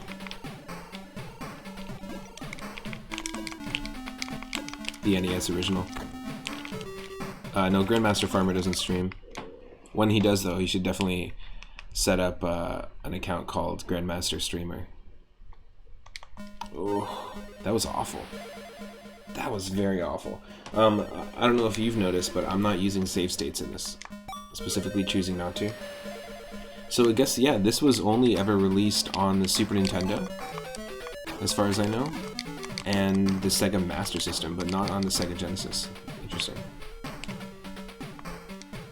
Maybe it was like a marketing ploy to try and get it Be like, if you have a Master System, get this new game for Master System that looks way better than most Master System games. Grandmaster streamer. You just go in with confidence. The Rolling Stones, on the back of their first album, they say, the first sentence is, the Rolling Stones are not only a band, but they are a way of life. And I think because they said that, they put their best foot forward. As soon as we said best foot forward, our foot got huge and kicked the enemy. That was funny. They put their best foot forward. I've done one attempt, and I got to the first boss, Penny. And then this is just my second attempt. I've never played this before, Battletoads and Battle Maniacs, and I was just saying this was released on the Sega Master System, which is what we're playing this on. And also Super Nintendo, but that's it. Oh, we fell.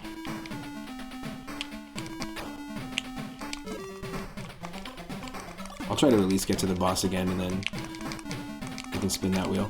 We played some Batman Revenge of the Joker, or Return of the Joker, which is a Sunsoft Batman game, sequel to the NES one that we played, but we played the Game Boy version, and it was very floaty and very slippery. We also played some Kid Chameleon on Sega Genesis, which we've played before, but I just was stuck on the first level, to be perfectly honest.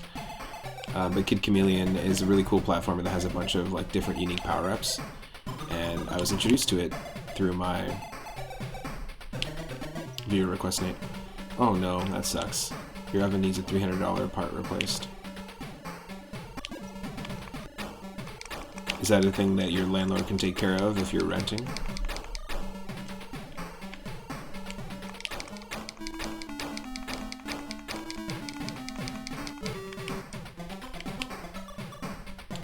I love it when games are floaty and slippery, huh? I love that. You're right. You're right. Auto-scrolling ice floaty levels. Bring 'em on. What else did we play? We were going to play the Amazing Spider-Man Web of Fire on the 32X, but I just couldn't get it to work. There was just some delay, some lag. We also played Frogger as well, which is what you came in on. But this is cool. I would say that you get used to... There's a slight difference to how the Battletoads feel in this. Like I said before, the characters feel a little looser in this. But, ooh, there we go. Well, you know what? That was our death. I'll try it one more time. One more time.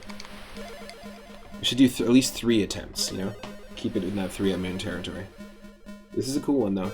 I would have played the shit out of this as a kid if I had the Sega Master System.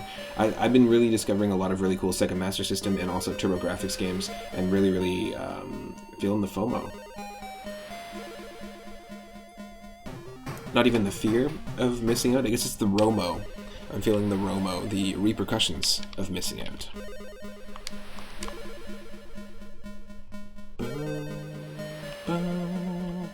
Now these games are a lot tougher 2-player.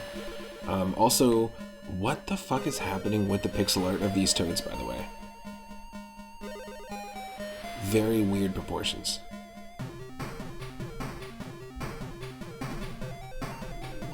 Oh yeah, you're gonna go with Kaya to the pumpkin patch at 3.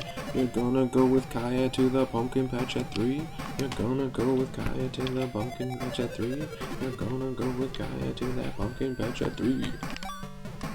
Hell yeah. There's a couple people that are...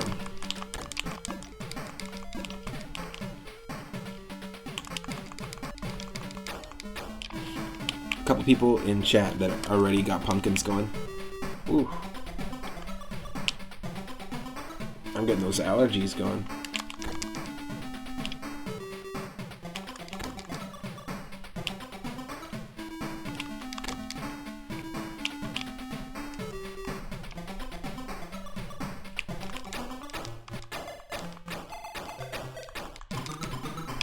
Rob Leafield ass toads. Did you notice that in the top left corner my character's name is Pimple, but it just says Pimp next to that face? That's going to be our new emote, by the way.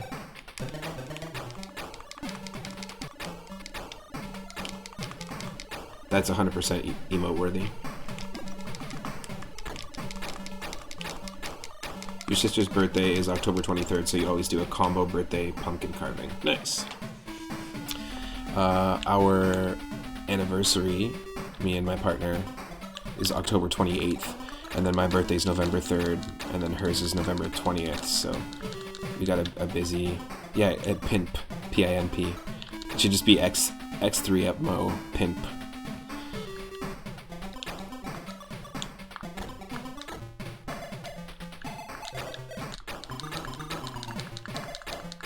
%. That's gonna be a new emote.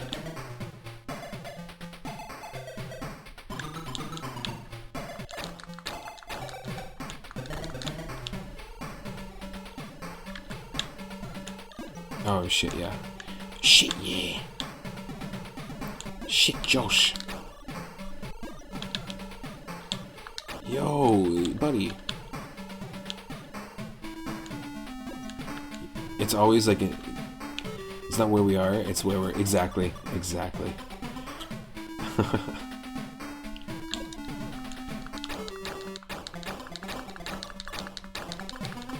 That will be our new emote soon. If we hit 50 subs, and I haven't done a subathon, but I was thinking about it. Maybe we'll do a subathon sometime soon. It'll be our first one ever. If we hit 50 subs, right now we're at 19. No, 21. If we hit 50 subs, then we will unlock a new emote slot. So we can just make this an emote slot without getting rid of any of the ones that we already have. So this one I'm not even doing anything, I'm just pressing A when they get close enough. When they're both close enough on either side, you auto punch both directions, which is kind of nice.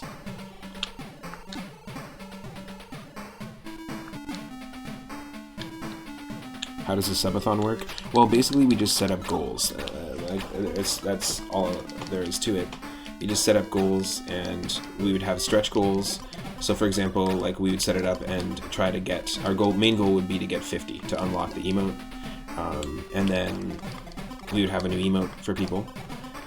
The next goal, let's say it could be 75, and when we hit 75, then maybe I have to play like a super hard randomizer, and then it's like a marathon, so it would be a super long stream.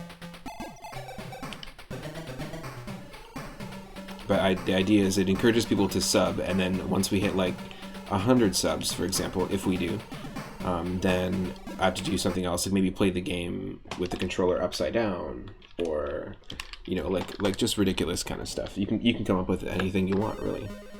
Maybe they can be rewards, not things that hinder you as a player, but it can be rewards like maybe you make art for the community or something.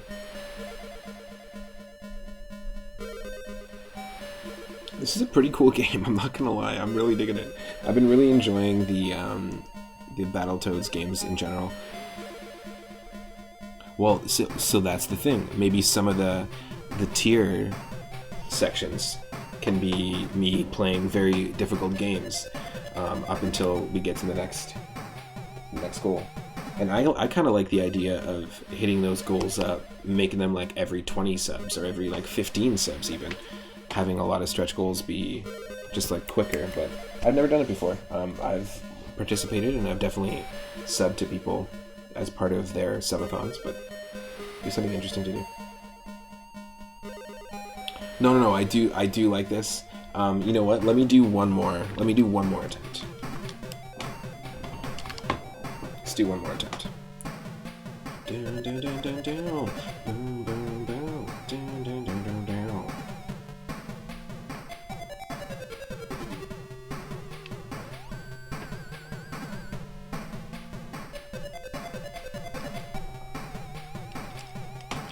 I'll spin the wheel either way. Oh, isn't it basically 3 o'clock for you right now, though, Penny? Aren't you going to that pumpkin patch?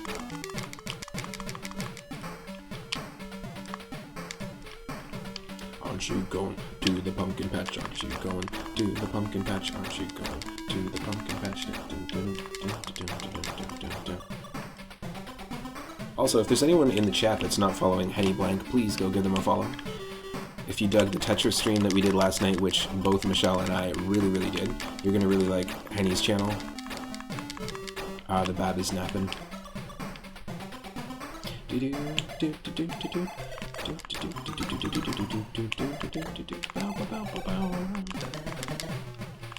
Penny's really, really good at Tetris. I feel like Michelle and I had very different playing styles, and it was actually really interesting to see. Michelle had mentioned that, like, it's interesting to watch us play, because when we're playing, she's only focusing on her screen, and I'm only really focusing on my screen. And, like, in terms of not just, like, only focusing on our screen, because we were playing Tetris Battle Gaiden, which requires you to pay attention to the opponent's screen.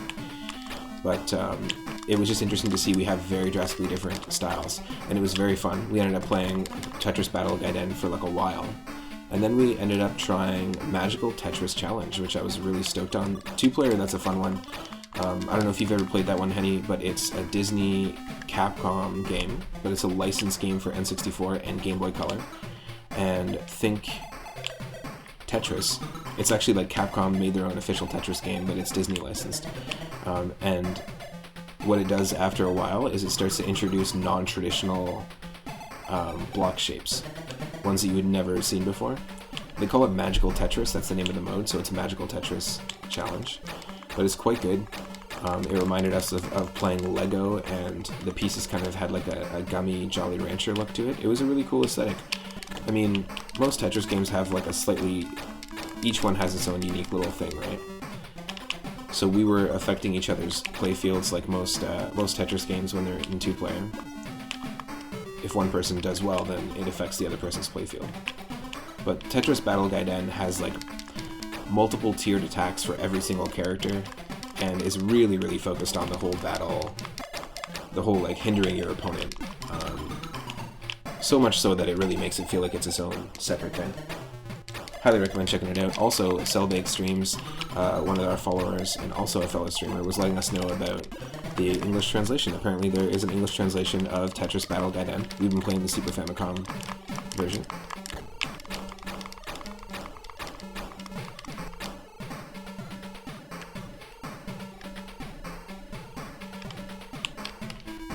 I want to quickly shout out Cellbake. And if you're not following Henny, like I said before, let me just do a quick shout out for Henny as well. Whoa!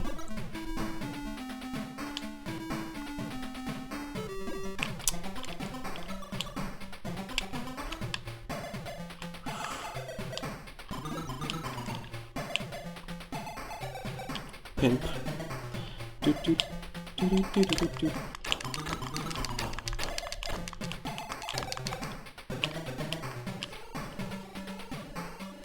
Actually, I'm becoming very fond of the Sega Master System sound chip. I've been listening to a lot more soundtracks from the Sega Master System, and just its own unique texture, you know? It doesn't sound quite like the NES, quite like Sound Blaster chips or old PC games. It's kind of got its own unique thing.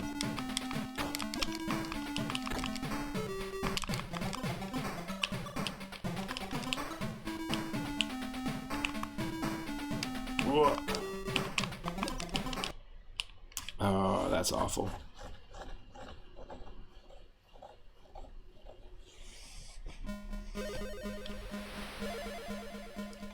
Well, should we spin the wheel?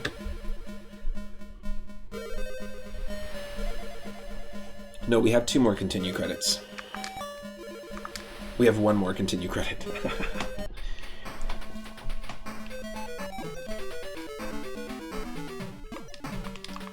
Great. I'm not paying attention. I should be paying attention. No, we're gonna spin that wheel. Here we go. This is a fun one, though. This is one I highly, highly, highly recommend.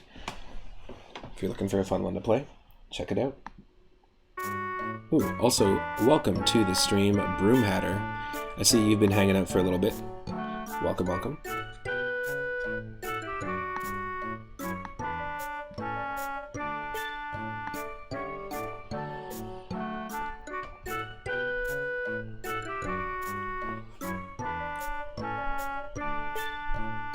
We're spinning that wheel, and oh my god, we have game number 1. Game number 1 of 1,140 games. Here we go.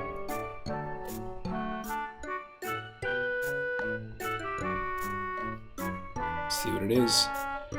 Okay, it could be a completed game, it could be a homebrew, it could be a prototype, who knows what it is. I just have a file called cobra.gameboy. So it's on the original Game Boy and it's just called Cobra. That's it.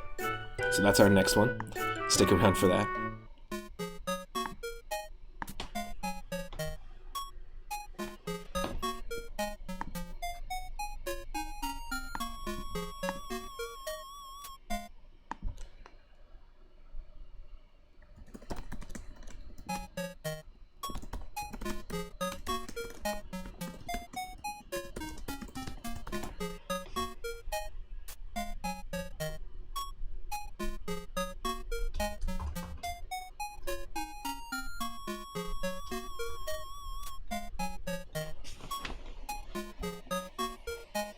So it'll just take one moment to get it up here.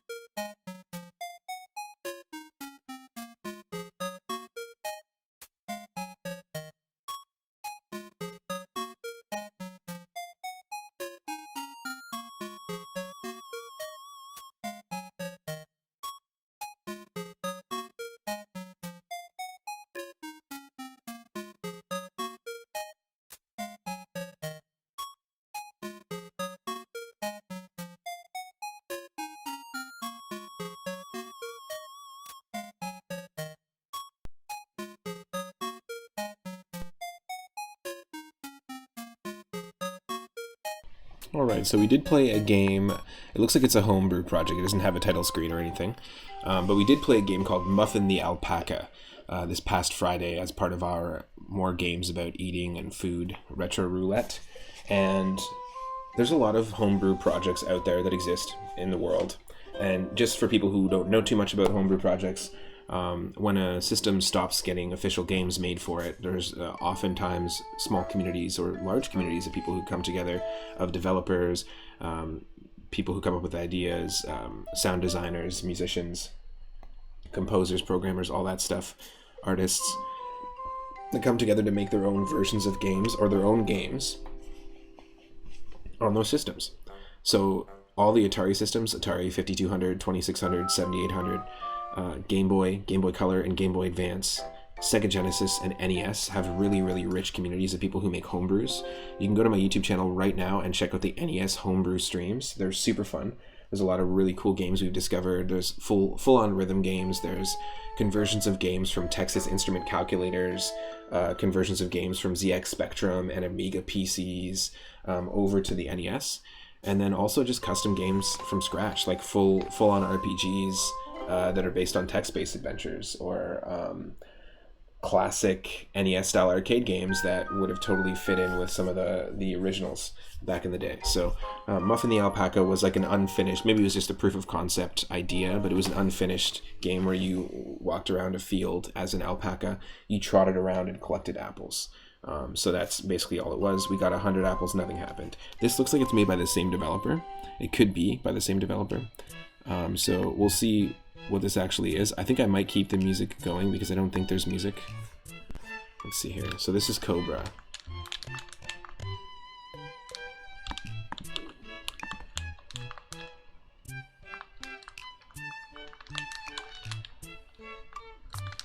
Is something supposed to happen here? That's the real question.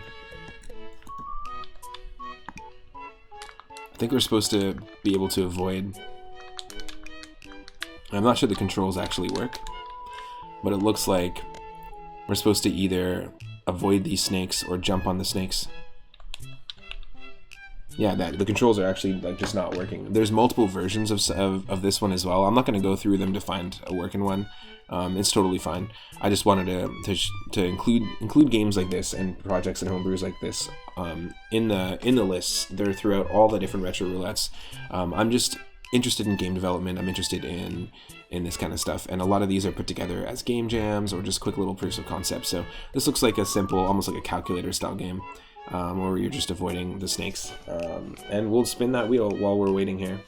I'm going to remove that one from the list as well because it's incomplete, but we found incomplete or also demos and stuff like that before. many times in the stream. So we have the spin going, and we have game number 240. Game number 240. What do we have here?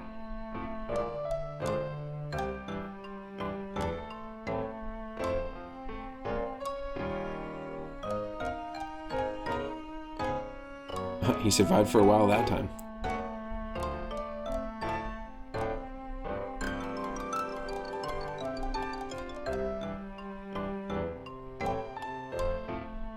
Come on.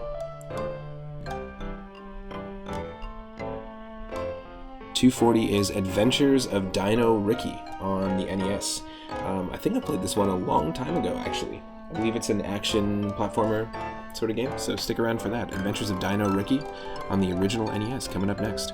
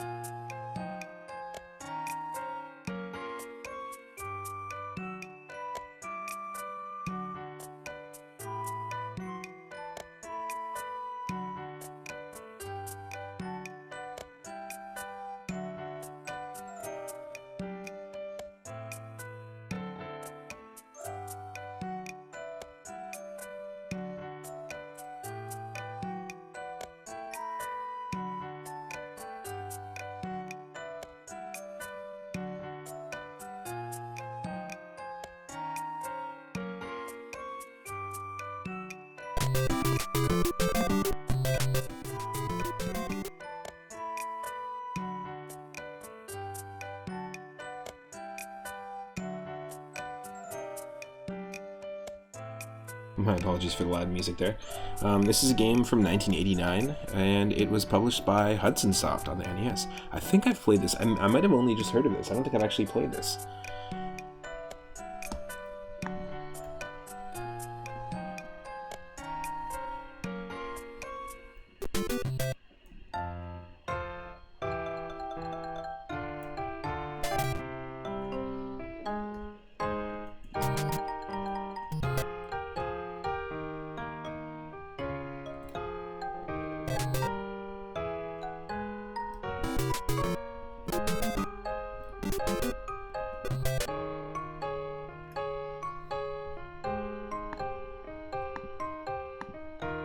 Sorry about that.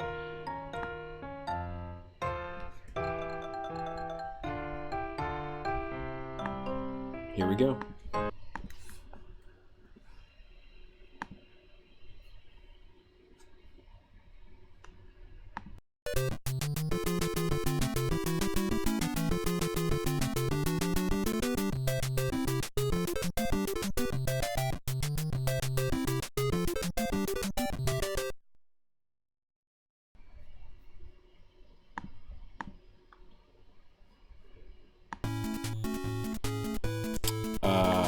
Not a platformer?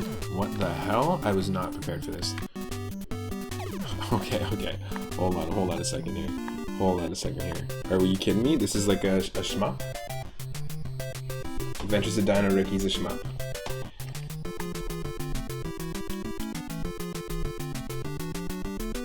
Just one sec here.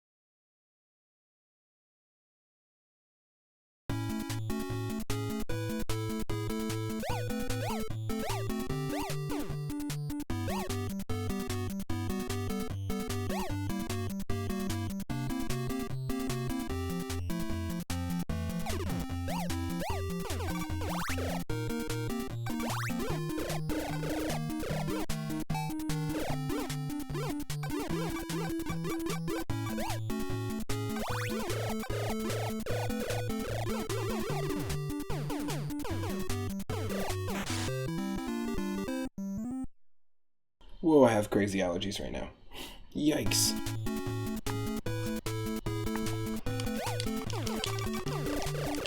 Okay, this is an interesting game.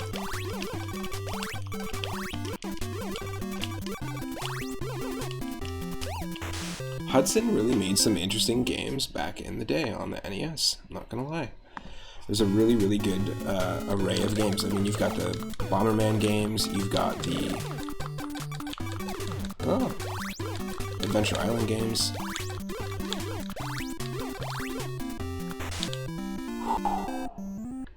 Yikes, this is not easy, but I'm super into attempting this.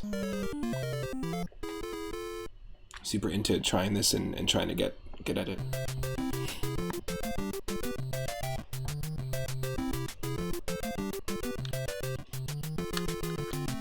It's like Metal Gear, is it not? Well, it's top-down. I don't know if I'd compare it to Metal Gear, or maybe Gunsmoke. Yeah, I could see similarities to Gunsmoke. Ikari Warriors, I think, is one of them. That often... Or that is a well-known one that could be compared to this. The Angry Video Game Nerd did a video on Ikari Warriors way back in the day. And I've played it before. It's a tough one. My buddy Tyson was really into Metroid, Blaster Master, and Ikari Warriors. They're really tough games.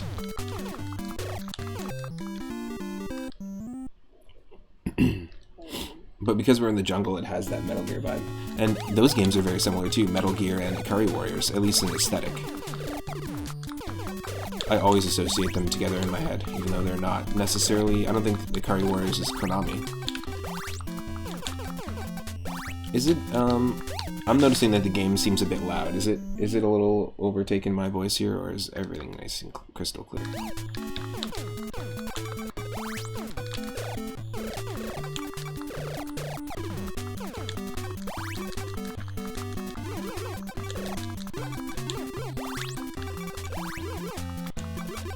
This also has a Pocky and Rocky vibe. We played Pocky and Rocky 2 as part of this series, the Animal and Creature themed games. And I highly recommend that as a co-op. This would be a fun two-player game. But I don't think that's an option.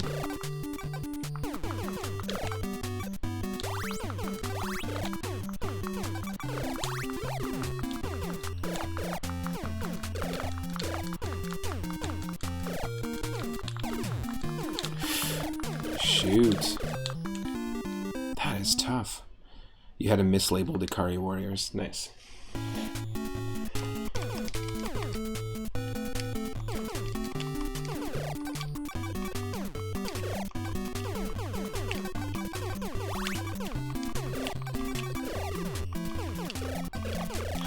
What if it was Metal Gear? You just had a Metal Gear sticker over the Ikari Warriors game, just to make it even more confusing.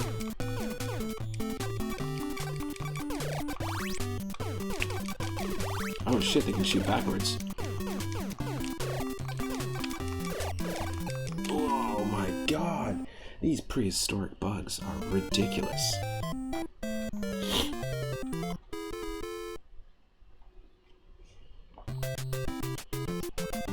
I want to keep going though.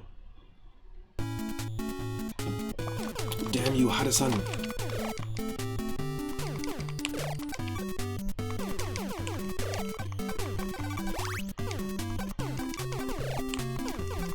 I wonder if it'd be worth money now. Oh yeah, just like as a defect.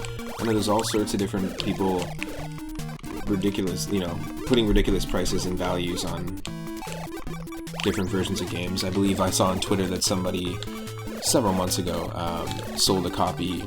It's for like $1,000, but sold a copy of, or something like that. No, it might have been even like 10,000 or something.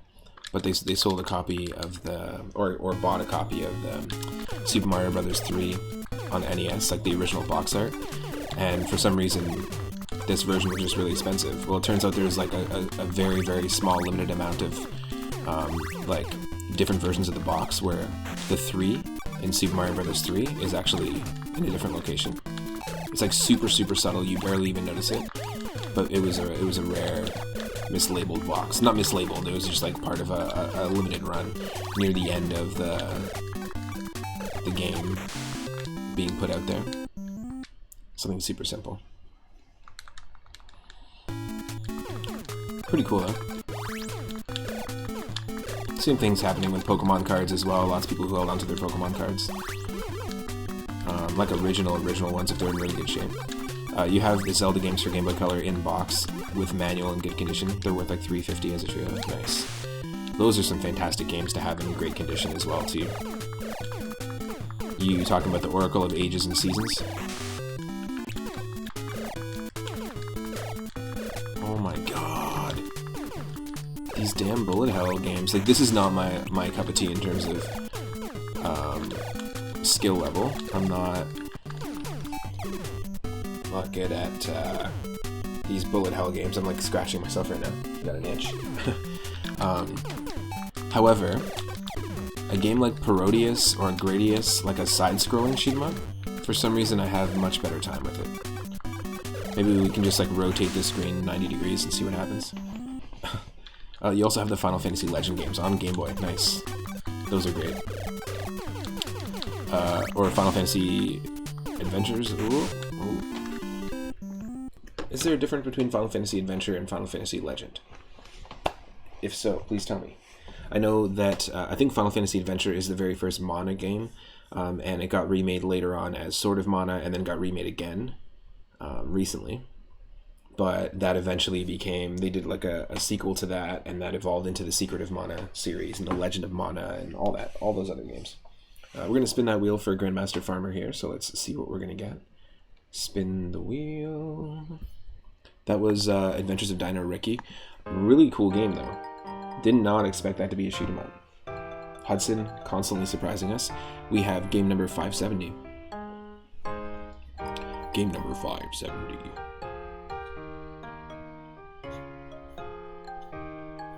I couldn't remember if Final Fantasy Legend is Final Fantasy Adventure, and they're just like different names if they're in Europe or over here.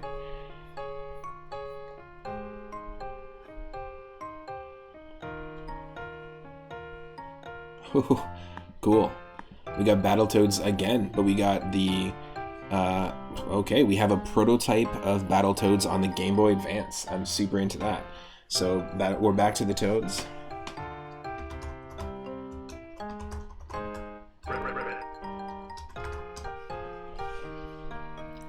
Let's try this out. Let's try out this Game Boy Advance prototype of Battletoads. Stick around.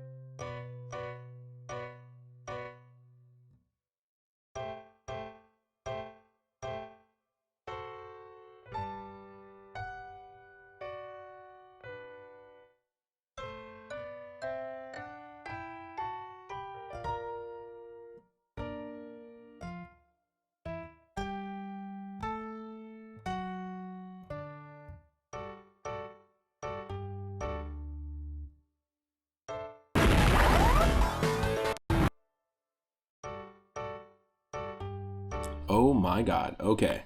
So this was an unreleased, thankfully never greenlit version of Battletoads. A lot of people are complaining about the new version of Battletoads, or the new Battletoads game, just because it completely redesigns everything. It does that whole 2D hand-drawn aesthetic thing, which is cool. I really like that. And it kind of makes it look like almost like it would have suited an animated television show from the 90s. I'm not sure if they did an animated cartoon to tie in with this new Battletoads, like redesign, basically. But get ready for this one. This is an ungreenlit prototype of Battletoads on the Game Boy Advance. The redesign is crazy. It almost looks closer to what we were seeing in Frogger, to be perfectly honest. In Frogger 2. I was just having the last little bit of coffee, by the way, Grandmaster Farmer, and I also have some ginger turmeric tea and peppermint tea, but iced. It's really nice. Okay, get ready for this, folks. I'm not ready for this. There's no title screen, so this is kind of like a homebrew project because it just was a prototype that never got greenlit. Ooh, are you ready for this?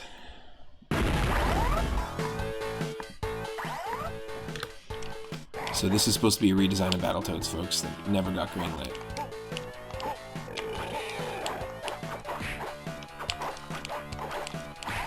I think it looks awful. It certainly doesn't feel good to play.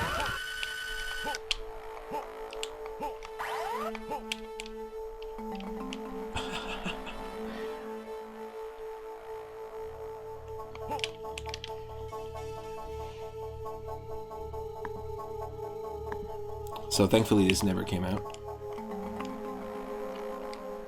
Okay, we've got a block button, apparently. There's a block button. R does nothing but L blocks.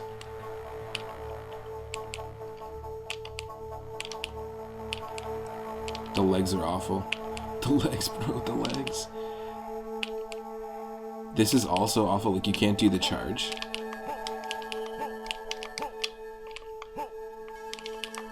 Do you know what I mean? You can't do that forward like ram charge.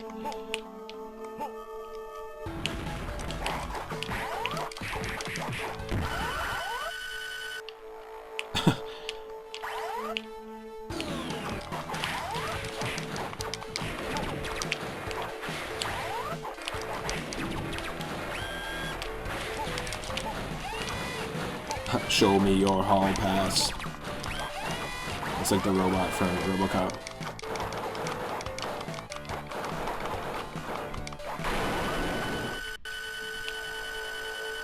I'm not a huge fan of like the music becoming atmospheric and then only like sounding good when you're like it only gets into like a groove when there's enemies.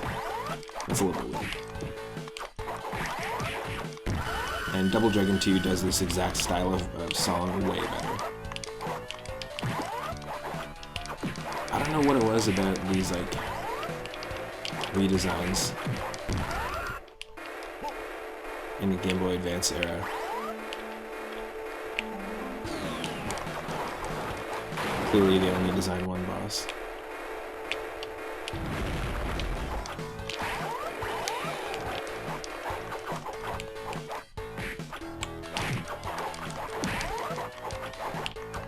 Oh god, this is awful.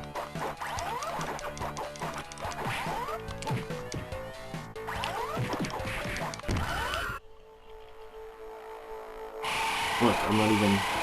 Folks. The walking animation has stopped. We've entered hell. Yeah, they're probably like, oh, don't play that far! We fucked up. It was not. Can't have been close to release because this is all they got. This is all they got. They're like, don't go that far, don't go that far.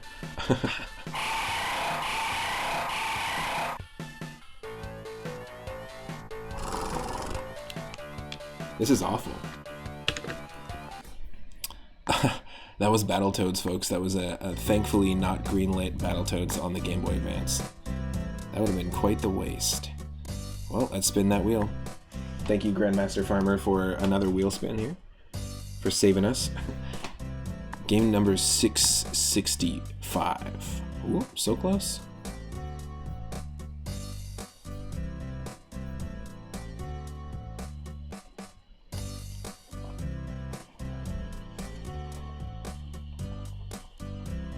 .665 is a Daffy Duck Foul Play on the Game Boy Color. Alright, let's check it out. Hopefully it'll be good. Who knows, some of those licensed games are really good on Game Boy Color and some of them are not. So stick around for that. Daffy Duck Foul Play on the GBC.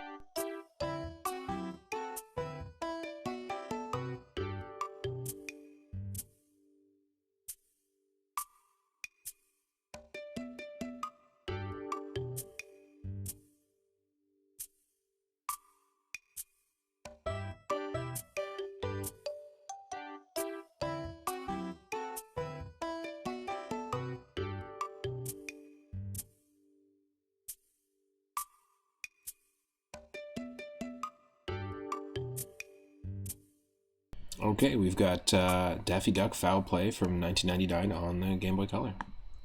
Here we go.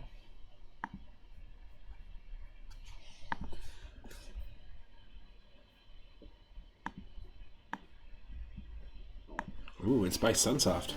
Ooh, that's not always good though. Early Sunsoft, really, really good.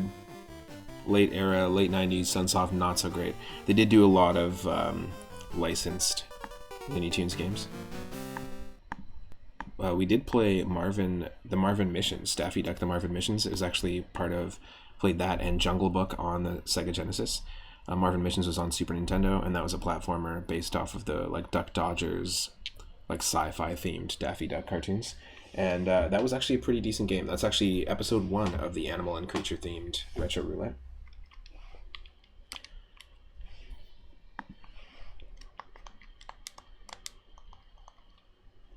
Huh. Well, I guess I do have to refresh it every once in a while. Just one sec.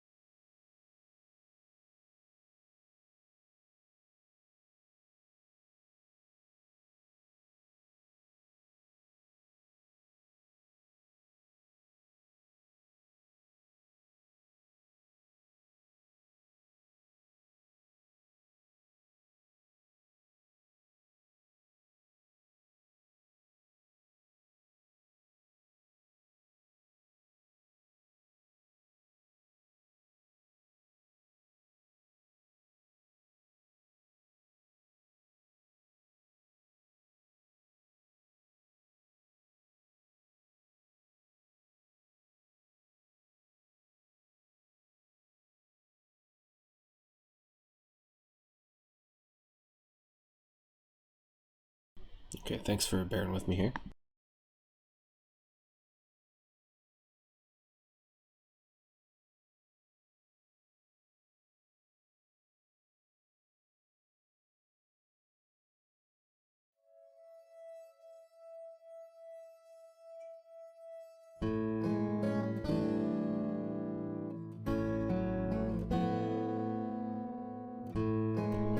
Henny, Grandmaster Farmer just spun the wheel, and we got Daffy Duck Foul Play on the Game Boy Color. So I'm just loading it up right now, just refreshing my controller here.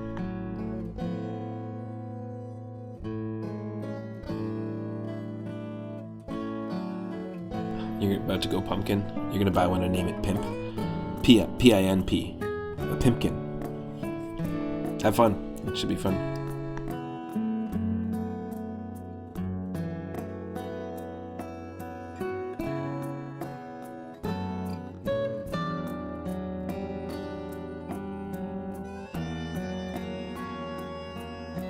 And then what I'm gonna probably do is we'll play this one. We'll play Daffy Duck Foul Play for a little bit, see what it's all about. Then I'm gonna raid someone. Stick around, you'll earn extra moonstones by being part of the raid. 100% want to do that.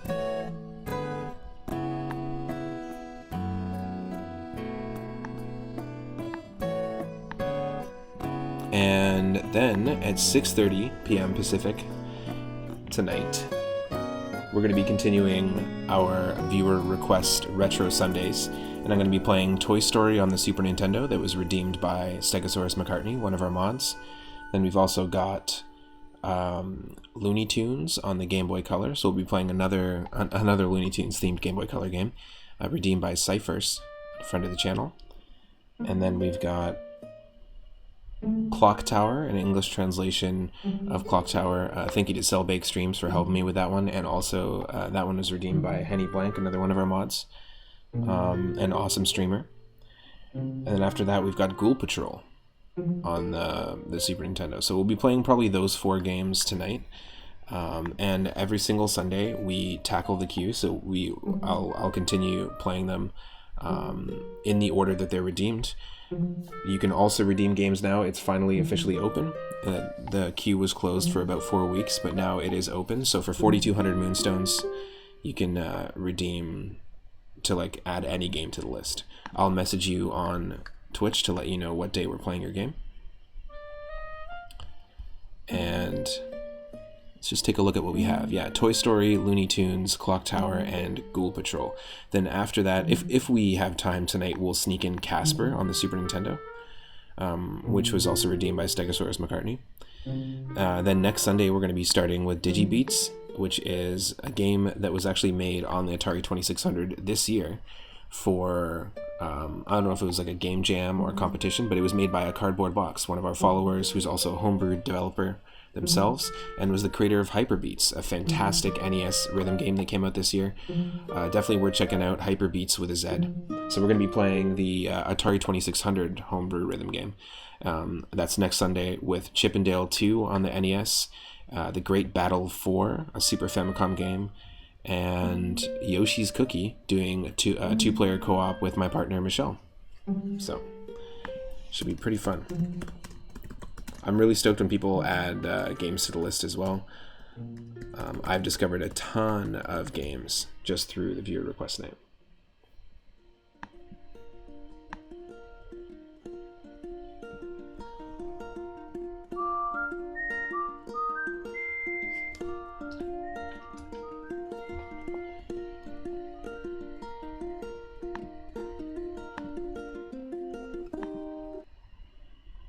Okay, you should be able to hear the game here, and I should be able to... Yeah, there we go. There we go, folks. Okay, level 1 is the country.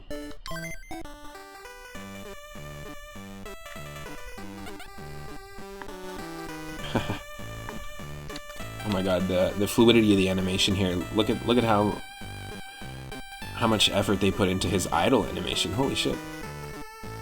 That's pretty cool.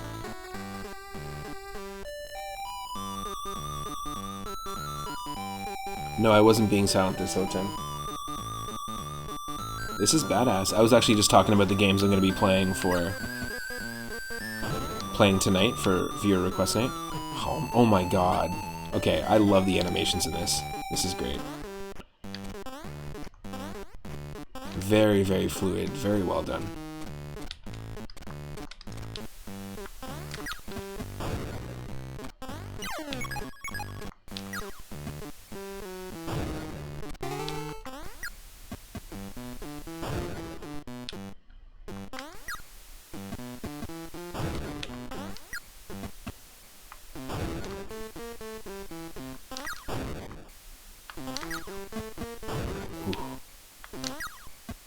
Ooh.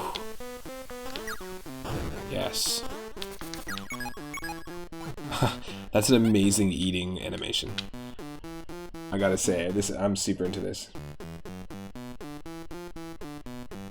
Is Daffy doing Tai Chi? Yeah, totally. He totally is. I kind of love this game. This is amazing.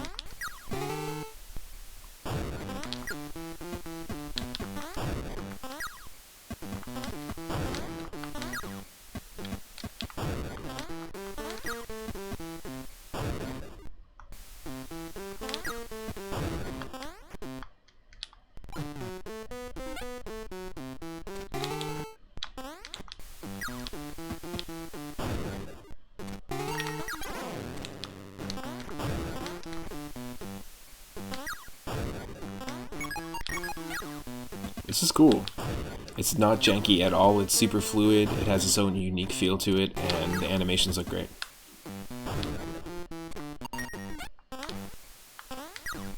Not really a game like it, and I love the idea that we're just throwing dynamite. Yeah, of course, I knew that was gonna happen. I knew that was gonna happen. Smack the heart right out of us.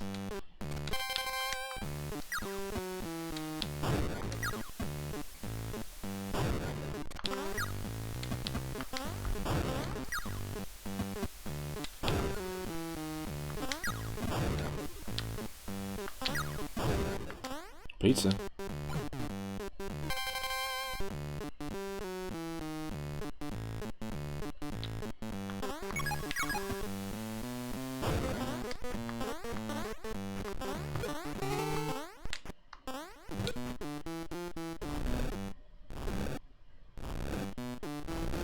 Okay, it has an X on it, so we know we can move it. That's the indicator.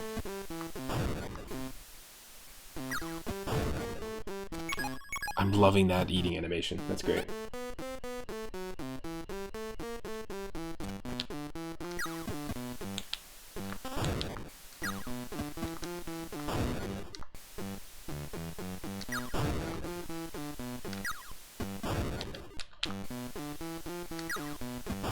Ooh. Yes.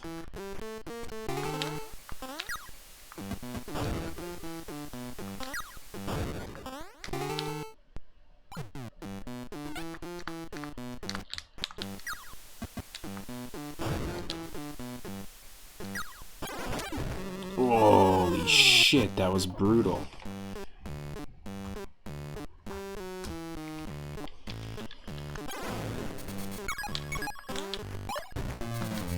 That was brutal! Oh my god, the death animations.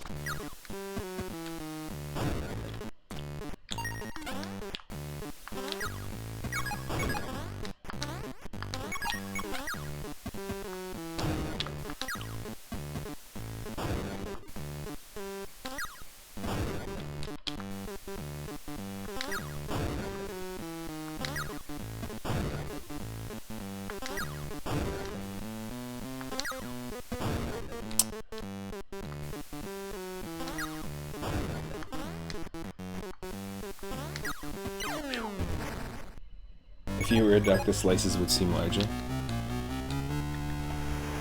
I can't even really see the chat right now.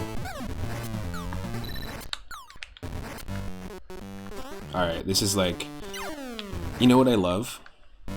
Is that every time you play as Bugs, all the enemies are Daffy. In any Looney Tunes game. But it is rare that you have a Bugs Bunny boss fight. Man, what's up, boss?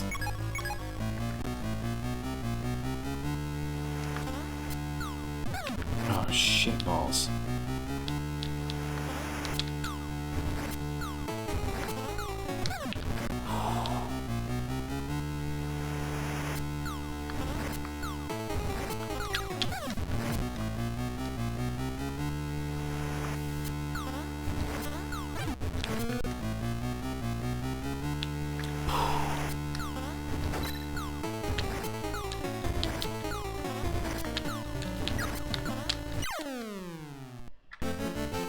Whew.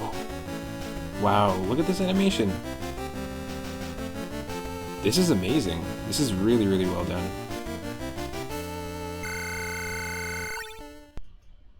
That's so cool. Very fluid. As a fan of 2D animation and also like very fluid 2D animation, hand-drawn stuff, and 2D Looney Tunes cartoons, that's super cool. That's badass. Nice.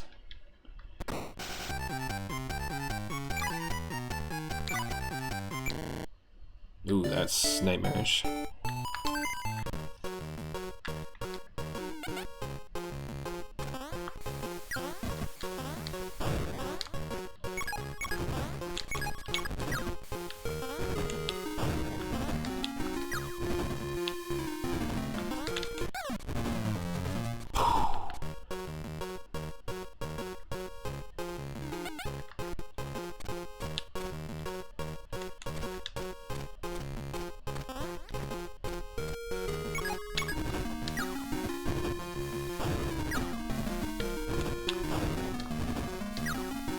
I like that you have unlimited ammo, though, when it comes to the dynamite.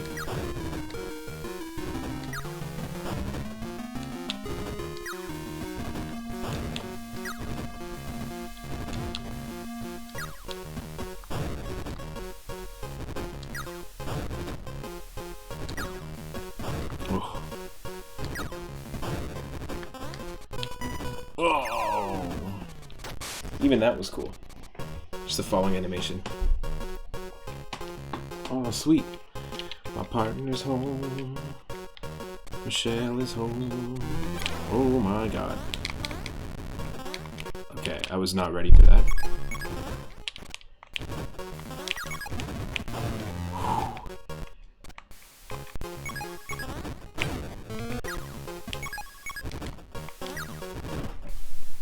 Nice. Hey. This is crazy. This is super, super crazy. Welcome home. Whoa. The animations are so fluid. I've never seen a Game Boy Color game with animations this fluid. Welcome home. How'd the photo shoot go? Great. Good. Really good. Some good Shots, shots, shots, shots, shots, shots. Alright. Exactly what I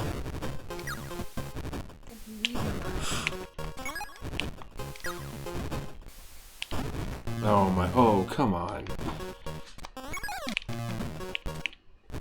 You know, at least the game gives us that little warning that this is an enemy, that this is gonna hurt you. It's got some really good parallax background scrolling as well for a Game Boy game. Very, very impressed by this.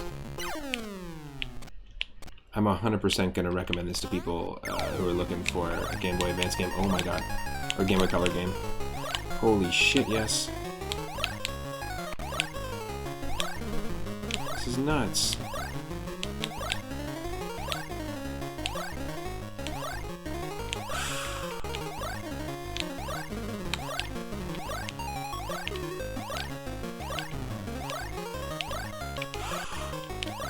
Oh.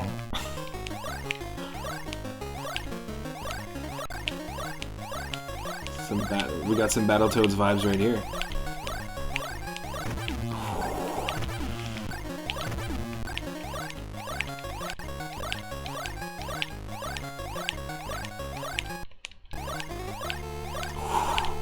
This is intense.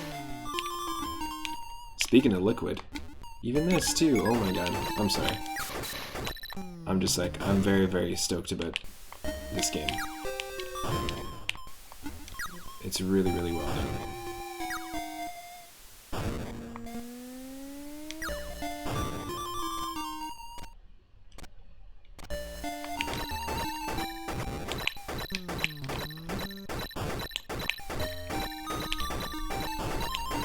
This music is like Hush Little Baby.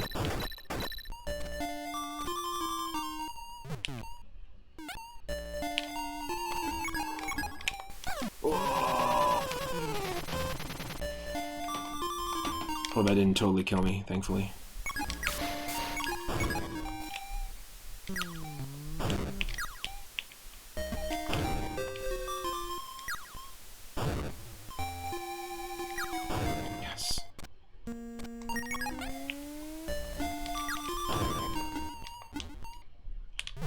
Oh, don't eat like a soggy hot dog underwater. That's disgusting.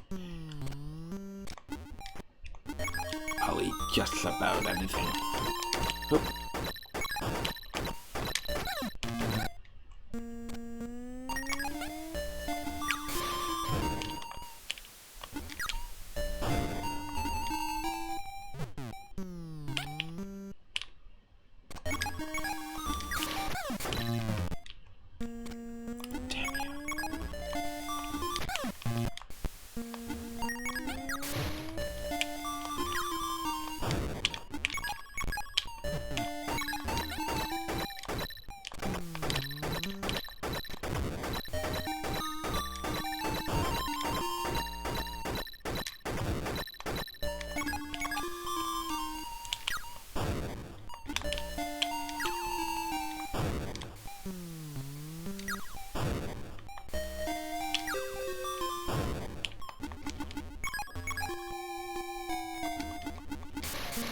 Oh my god.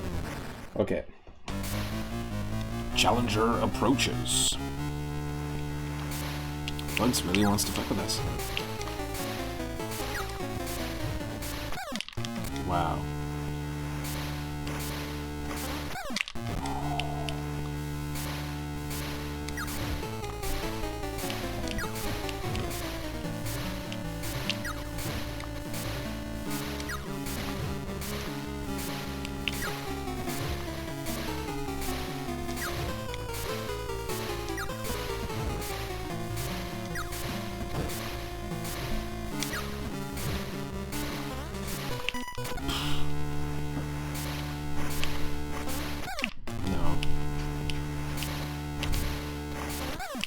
No, come on.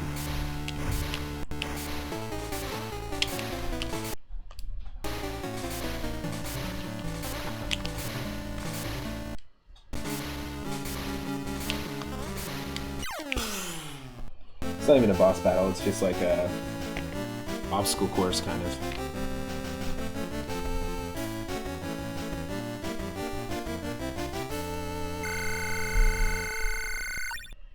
Very cool.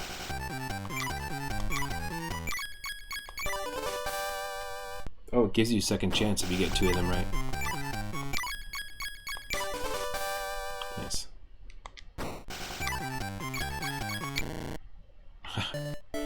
Nice legs. Oh, now we gotta contend with an ice level. But remember, I've said it before, I hate ice levels, but I don't mind them if they don't have any ice physics, and there's no ice physics here, so I'm cool with that. At least not in the snow here.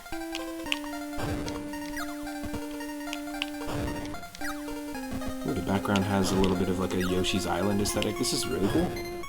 I'm pleasantly surprised when I discover a game like this that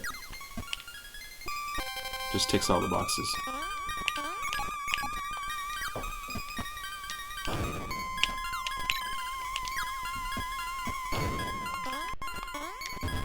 Whoa. Great animation, and also, do you notice that, like, excellent use of an animation smear?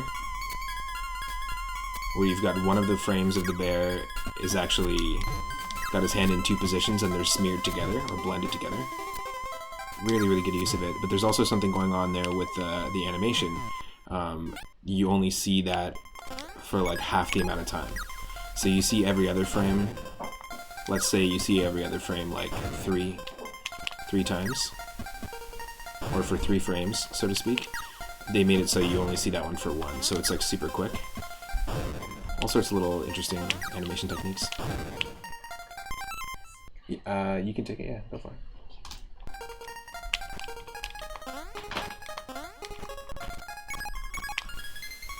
I might need to just check it in a second when I do a raid, and then I'm going to take a break, and then we've got viewer request night tonight.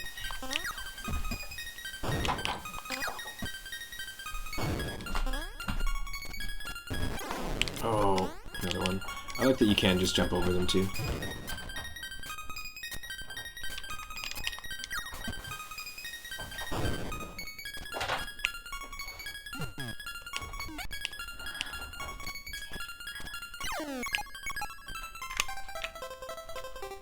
Oh, this guy. Remember him? Oh, I'll call him George, and I will love him and hug him and... It's an interesting boss. Okay. Maybe if we charge this before we go in.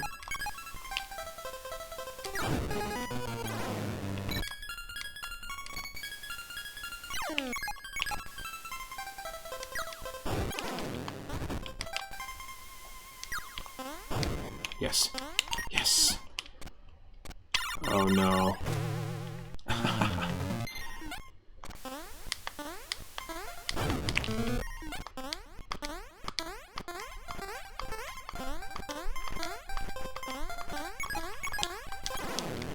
Whoa. Okay.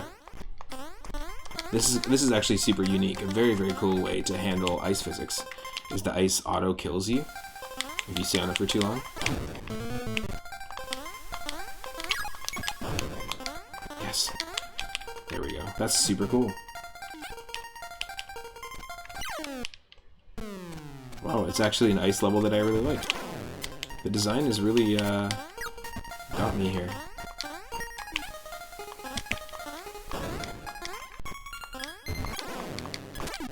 Oh, that was nuts.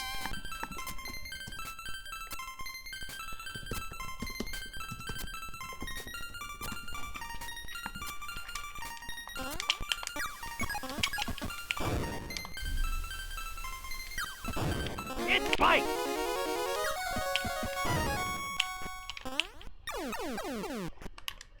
Ooh, what's down here?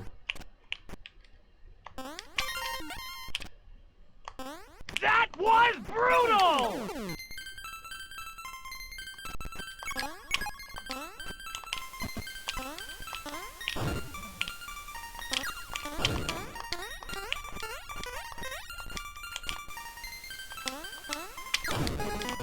No.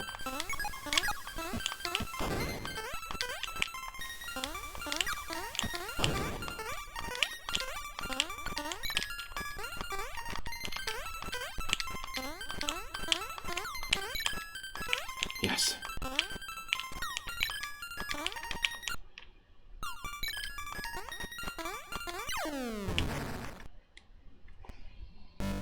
I seriously dig this game.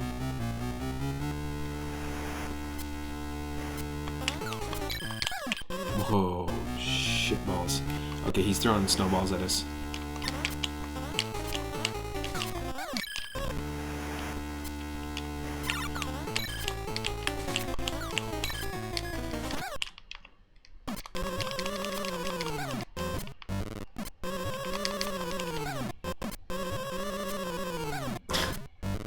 The deaths are brutal. I don't know if it's just the animations.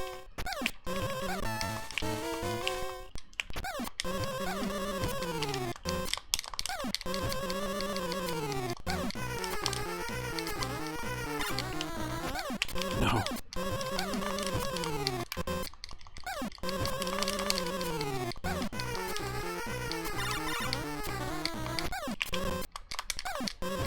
Wow, really?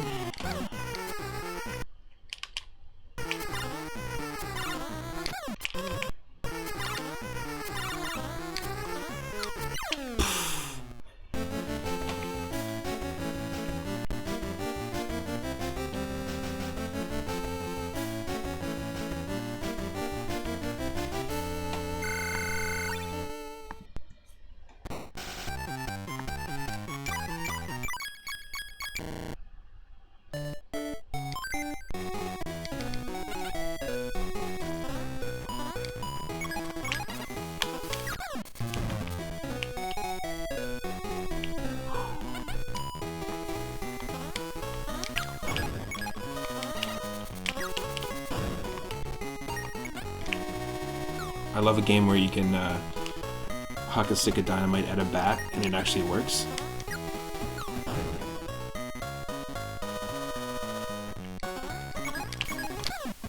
Whoa.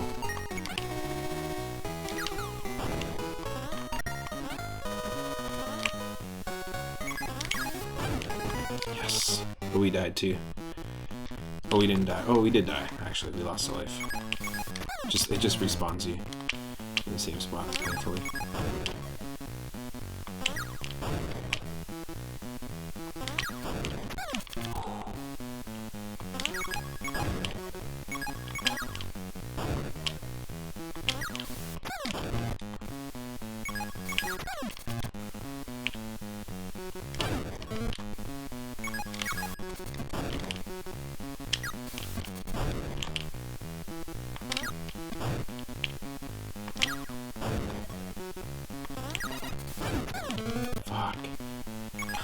It's not easy.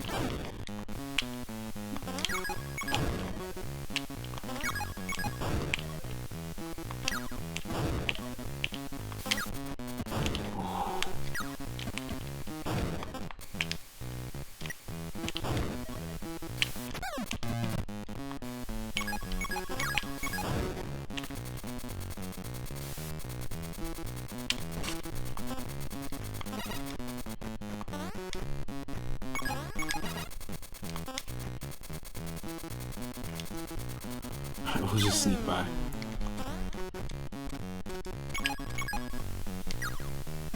Oh, that's a cute little porcupine.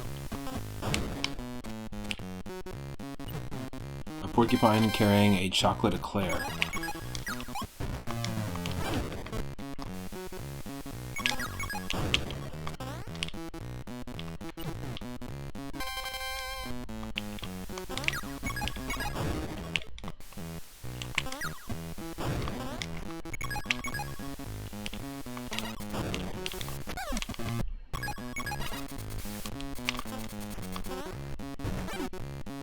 Wow.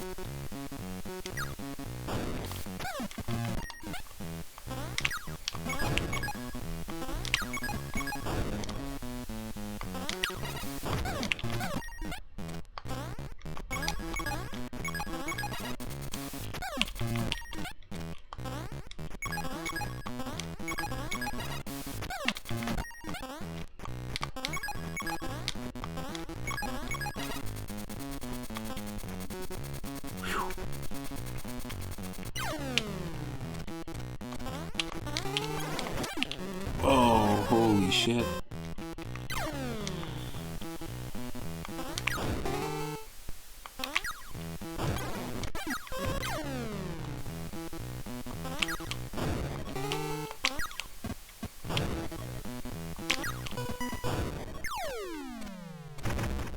Do we respawn though? No.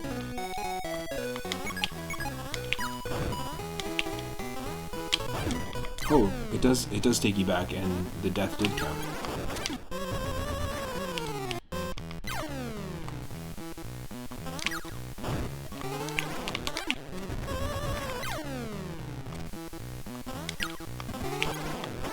Holy shit.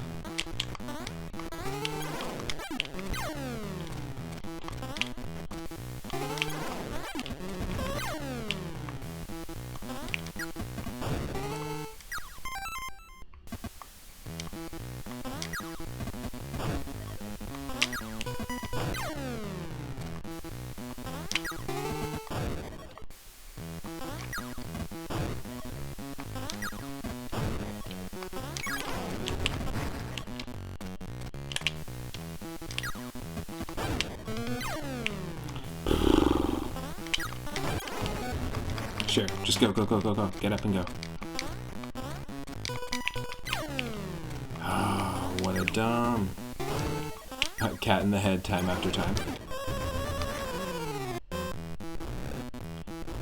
This is Tiger King Part 2.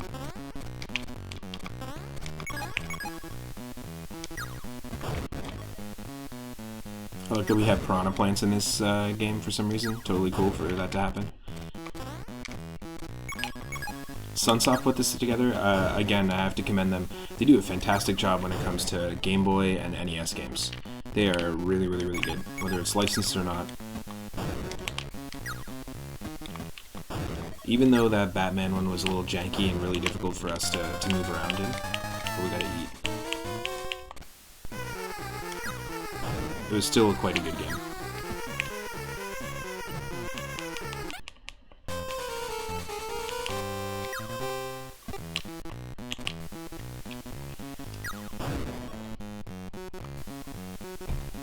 They're a really good company, gotta say.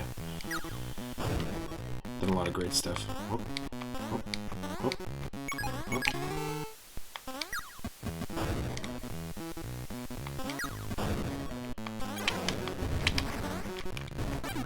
so lucky.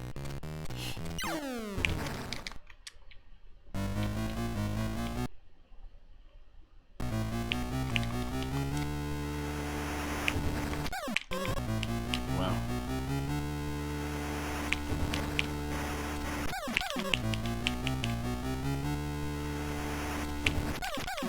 Yo, what?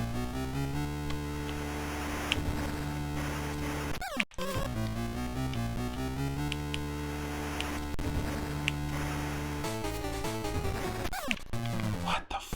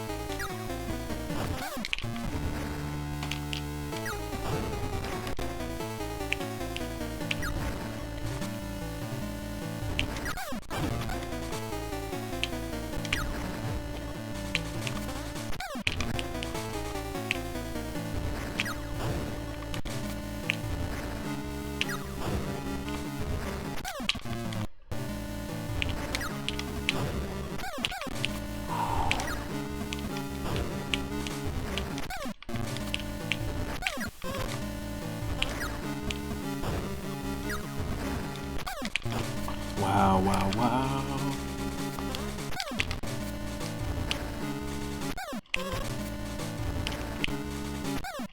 No, come on.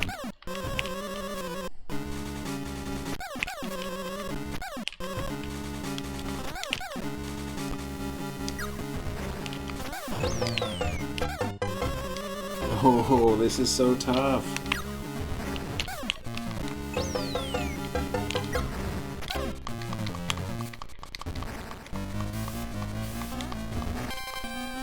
There we go.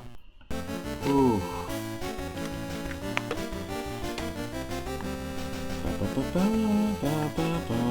Looks like we have some more bots. If there's anybody in the chat who is one of our mods, if you want to take a look into that and maybe... I'm just gonna go ahead and do this to be safe.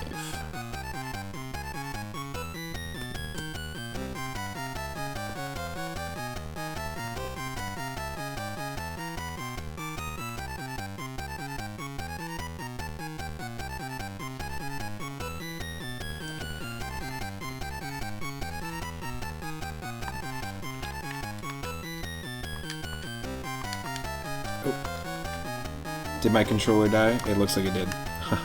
That's funny. Just one sec here.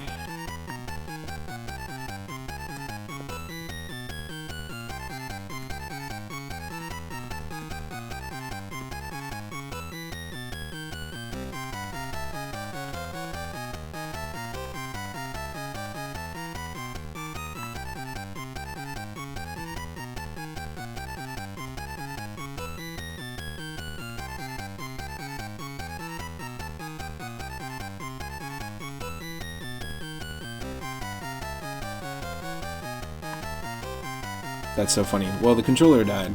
I'm going to plug it in, charge it up. I'm going to take a short break, and then I'm going to jump back in at 6:30 p.m. Pacific to do our viewer request night. So I want to say thanks to everyone, again, all the mods.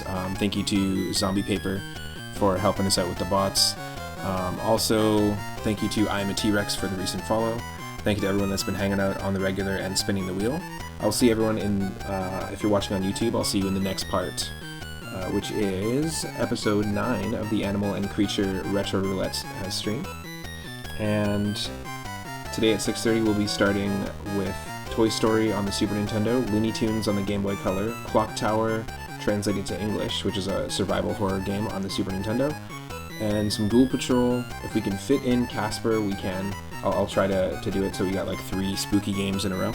Other than that though, I will see you either later or in the next part. We're going to raid somebody, but I want to just take a look and see who is online at the moment. And I am going to play some music from Animal Crossing in the background at the moment, just so we're not hearing that over and over. And let's see who is who is online and what people are streaming. Oh, it looks like Rathe is streaming right now. Streaming some Psychonauts. That's perfect. Let's go ahead and do that. Let's go raid Rathe. I will see you in his chat, and please go give Rathe a follow if you can.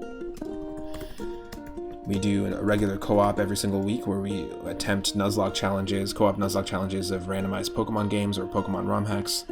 I will see everyone in Rathe's chat, and I will see everyone also in the evening in like an hour, or sorry, in like 2 hours or so. We'll be diving into Toy Story on the Super Nintendo. See you then.